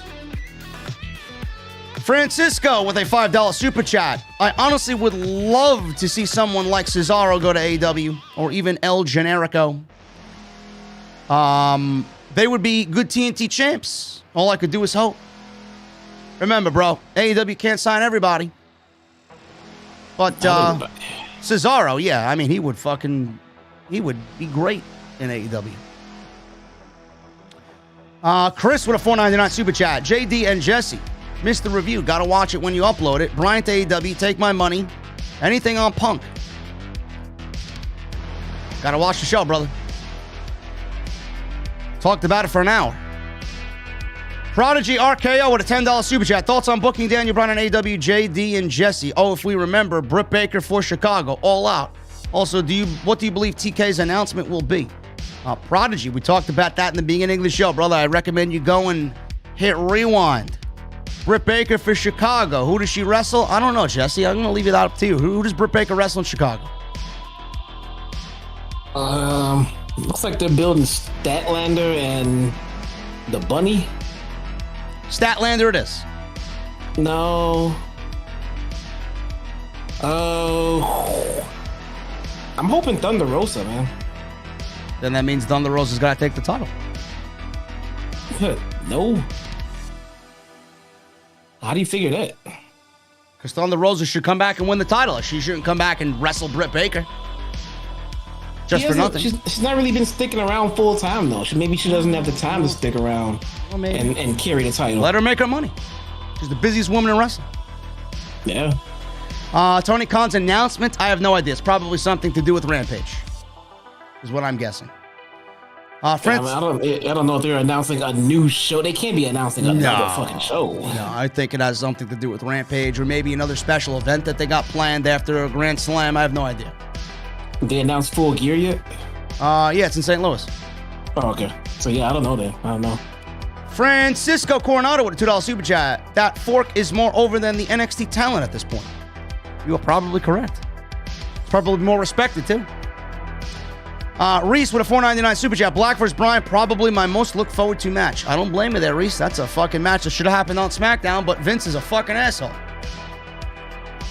Carice with the Chilean 5,000. JD and Jesse are the best duo in the IWC. My wishes for you, and God bless from Chile. My birthday is on Saturday. I'm turning 35 years old. Happy early birthday. Happy birthday. Thank you, brother. Jericho 8131 with a $5 super chat. I don't mean to sound like a conspiracy theorist, but do you think Vince is letting talent go on purpose to lure Tony Khan into breaking his wallet? Bro, Tony Khan is worth $8 billion. It's not breaking Vince can't break his wallet, dude. Tony Khan is worth more than WWE. So, yeah. No. To answer your question, no. Horatio with a $5 Canadian. JD, or Jesse, stop putting JD to sleep. We're going to have to dump you. Fucking hate this guy so much. Prodigy RKO with a $5 super chat. Have you guys noticed WWE doing the championship contenders thing minus the ranking system similar to AEW? Yeah. What is that? Championship contenders match? Yeah. Just like the championship eliminator matches on AEW. That's going to be their new thing for the next 3 weeks. Oh, I think other sports should take note of this because WWE might be onto something. So, do we really need a playoff system? So, the Milwaukee Bucks just won the NBA title. So, come next year, how about we just have a team face the Milwaukee Bucks in the game, and then if you beat the Milwaukee Bucks, then you get to play the Milwaukee Bucks to become the new NBA champions, right? Is that what we're doing now? That's how it goes, right? You just beat the fucking champion, and then you can get a shot at the champion to become champion. Huh? You know how ridiculous you sound? Yeah, it's like I'm in a fucking WWE creative meeting right now. Sounds like you're on Raw. Yeah, it's just it makes perfect fucking sense. So let's see. So the Buccaneers won the Super Bowl. So now you just have a team face the Buccaneers in a playoff game, and the winner of that playoff game gets to face the Buccaneers in the Super Bowl. That's how you run the playoffs now. Bro, listen, guys, if you want to follow this strategy, if all sports leagues want to follow this strategy, you're guaranteed sub-1 ratings, just like Raw. Fucking idiots. We got $4.99 super chat from Gregory Mangrum. I see like a cartel boss like gimmick from Andrade. What do you think? Yes. And he looks damn good doing it. Issa with a $4.99 super chat, the NYC Demon Diva. Look at this comment, Jesse. She says, I'd cash in on Roman Reigns just to get pinned by him. Oh my God. Jesus Christ. What's wrong with you? Jeez. What is going on here, man? Come on. XOXO to you both. Thank you, Issa. Keep your panties on around Roman, please. He's a married man. Listen, man, I can't blame her. I'd probably let Tony Storm do the same thing to me. Oh, God, no. Married family man. The last thing we need is a tribal chief caught up in a fucking scandal and taken off TV because Issa ran over there and stripped herself naked and jumped on top of Roman. She really wants Roman to do the drive-by, legitimately. Oh, come on.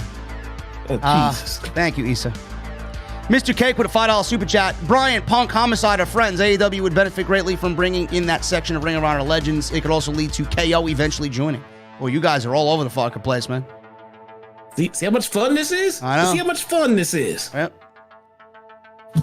Furious Nation with a $10 super chat. What up, guys? Thank you, JD, for the Twitter space earlier.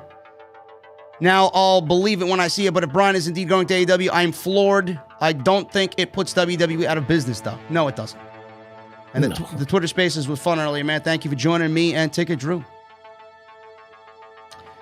Reese with a $4.99 super chat. What is Ticket Drew's Twitter and YouTube? You could go look up Andrew Baydala and then SNE Network. It'll be on his Twitter page. The Gary Sphere with a $5 super chat. I live in Columbus, Ohio, where Extreme Rules is taking place. And that Raw made me glad I bought tickets to All Out instead. Bro, I don't know who's buying tickets to Monday Night Raw after Monday's absolutely fucking abomination of a show. Oh, God. Awful. I will never, ever again buy tickets to a WWE show. Especially Raw. And Sixers 205. This is the last one of the night. Sixers 205 with a $9.99 super chat. Thank you, brother. Trios titles will make for some good feuds and matches. Yes, it will. I think that they will be introduced after all of this chaos with Punk and Bryan happens and All Out. I think they'll be introduced closer to the end of the year going into 2022. That's you got all this talent coming in, new titles, fresh feuds, matches. I mean, TK is loading up for these extra shows, and it's going to be great, man. Yeah. It's going to be great. Listen, guys, we've been here for 3 hours and 19 minutes. This is a fucking Sting-like episode, man. It seems like it's a Sting-like episode every fucking week over here. But after all that I did this week, man, 3 hours of Money in the Bank, Monday Night Raw, we killed it with 4,100 people in here. NXT had 2,000 last night. I don't know if it's the news or if I'm just fucking on top of my game, man. I have no idea what's going on, but I appreciate you being here all week. Jesse and I had 3,200 people in here talking about Punk and Bryan, and I love it. 2,000. Say again? You still got 2,000. And we still got 2,000. I appreciate you guys very much, man. You are making what I do better and better every single week. Thank you to everybody that super chatted. Thank you to everybody that subscribed and followed. Follow me on social media at JDfromNY206. That's Twitter and Instagram. I'll be seeing you guys soon. Jesse and I will be seeing you soon. We'll be in Chicago in just 5 weeks. It's going to be awesome. I can't fucking wait. Be there for 4 days. It's going to be awesome. I will be at the Queen show as well in New York. I will be doing a meet and greet. I just got to plan that around my schedule. I think I'll be with Ticket Drew as well. He'll be in town. It's going to be great. Hodge will be there. So there'll be fun things going on there. But that's all to come. If you missed any of the content on the channel, go and check it out. All that stuff is on the homepage. Hit the thumbs up. Hit the subscribe button. Go check out Homage. Homage.com. Use code SCRIPT at checkout for 20% off. And I don't know when you'll see me, man. Maybe tomorrow, maybe with an extra, depending on what news comes out about this situation. If not, you'll see me on Friday live for SmackDown. And we got fans back in attendance, guys. So it's going to be great as we build towards John Cena and Roman Reigns. But Jesse and I are getting out of here. The Mustang is ready to go. We're getting ready. Hold on, I'm gonna send you guys home with this thought for a second. This isn't the first time we get CM Punk rumors to AEW, but keep this in mind. The last time we had big AEW rumors with CM Punk, Tony Khan came out and immediately debunked them. Yep. I don't see him saying shit right now. Nope. All right, guys. Give me those guitar emojis in the chat. And that music, guys, that you're listening to right now, give it to me on Max. I'll see you guys on Friday for SmackDown Live right here on OTS. I'll see you guys later.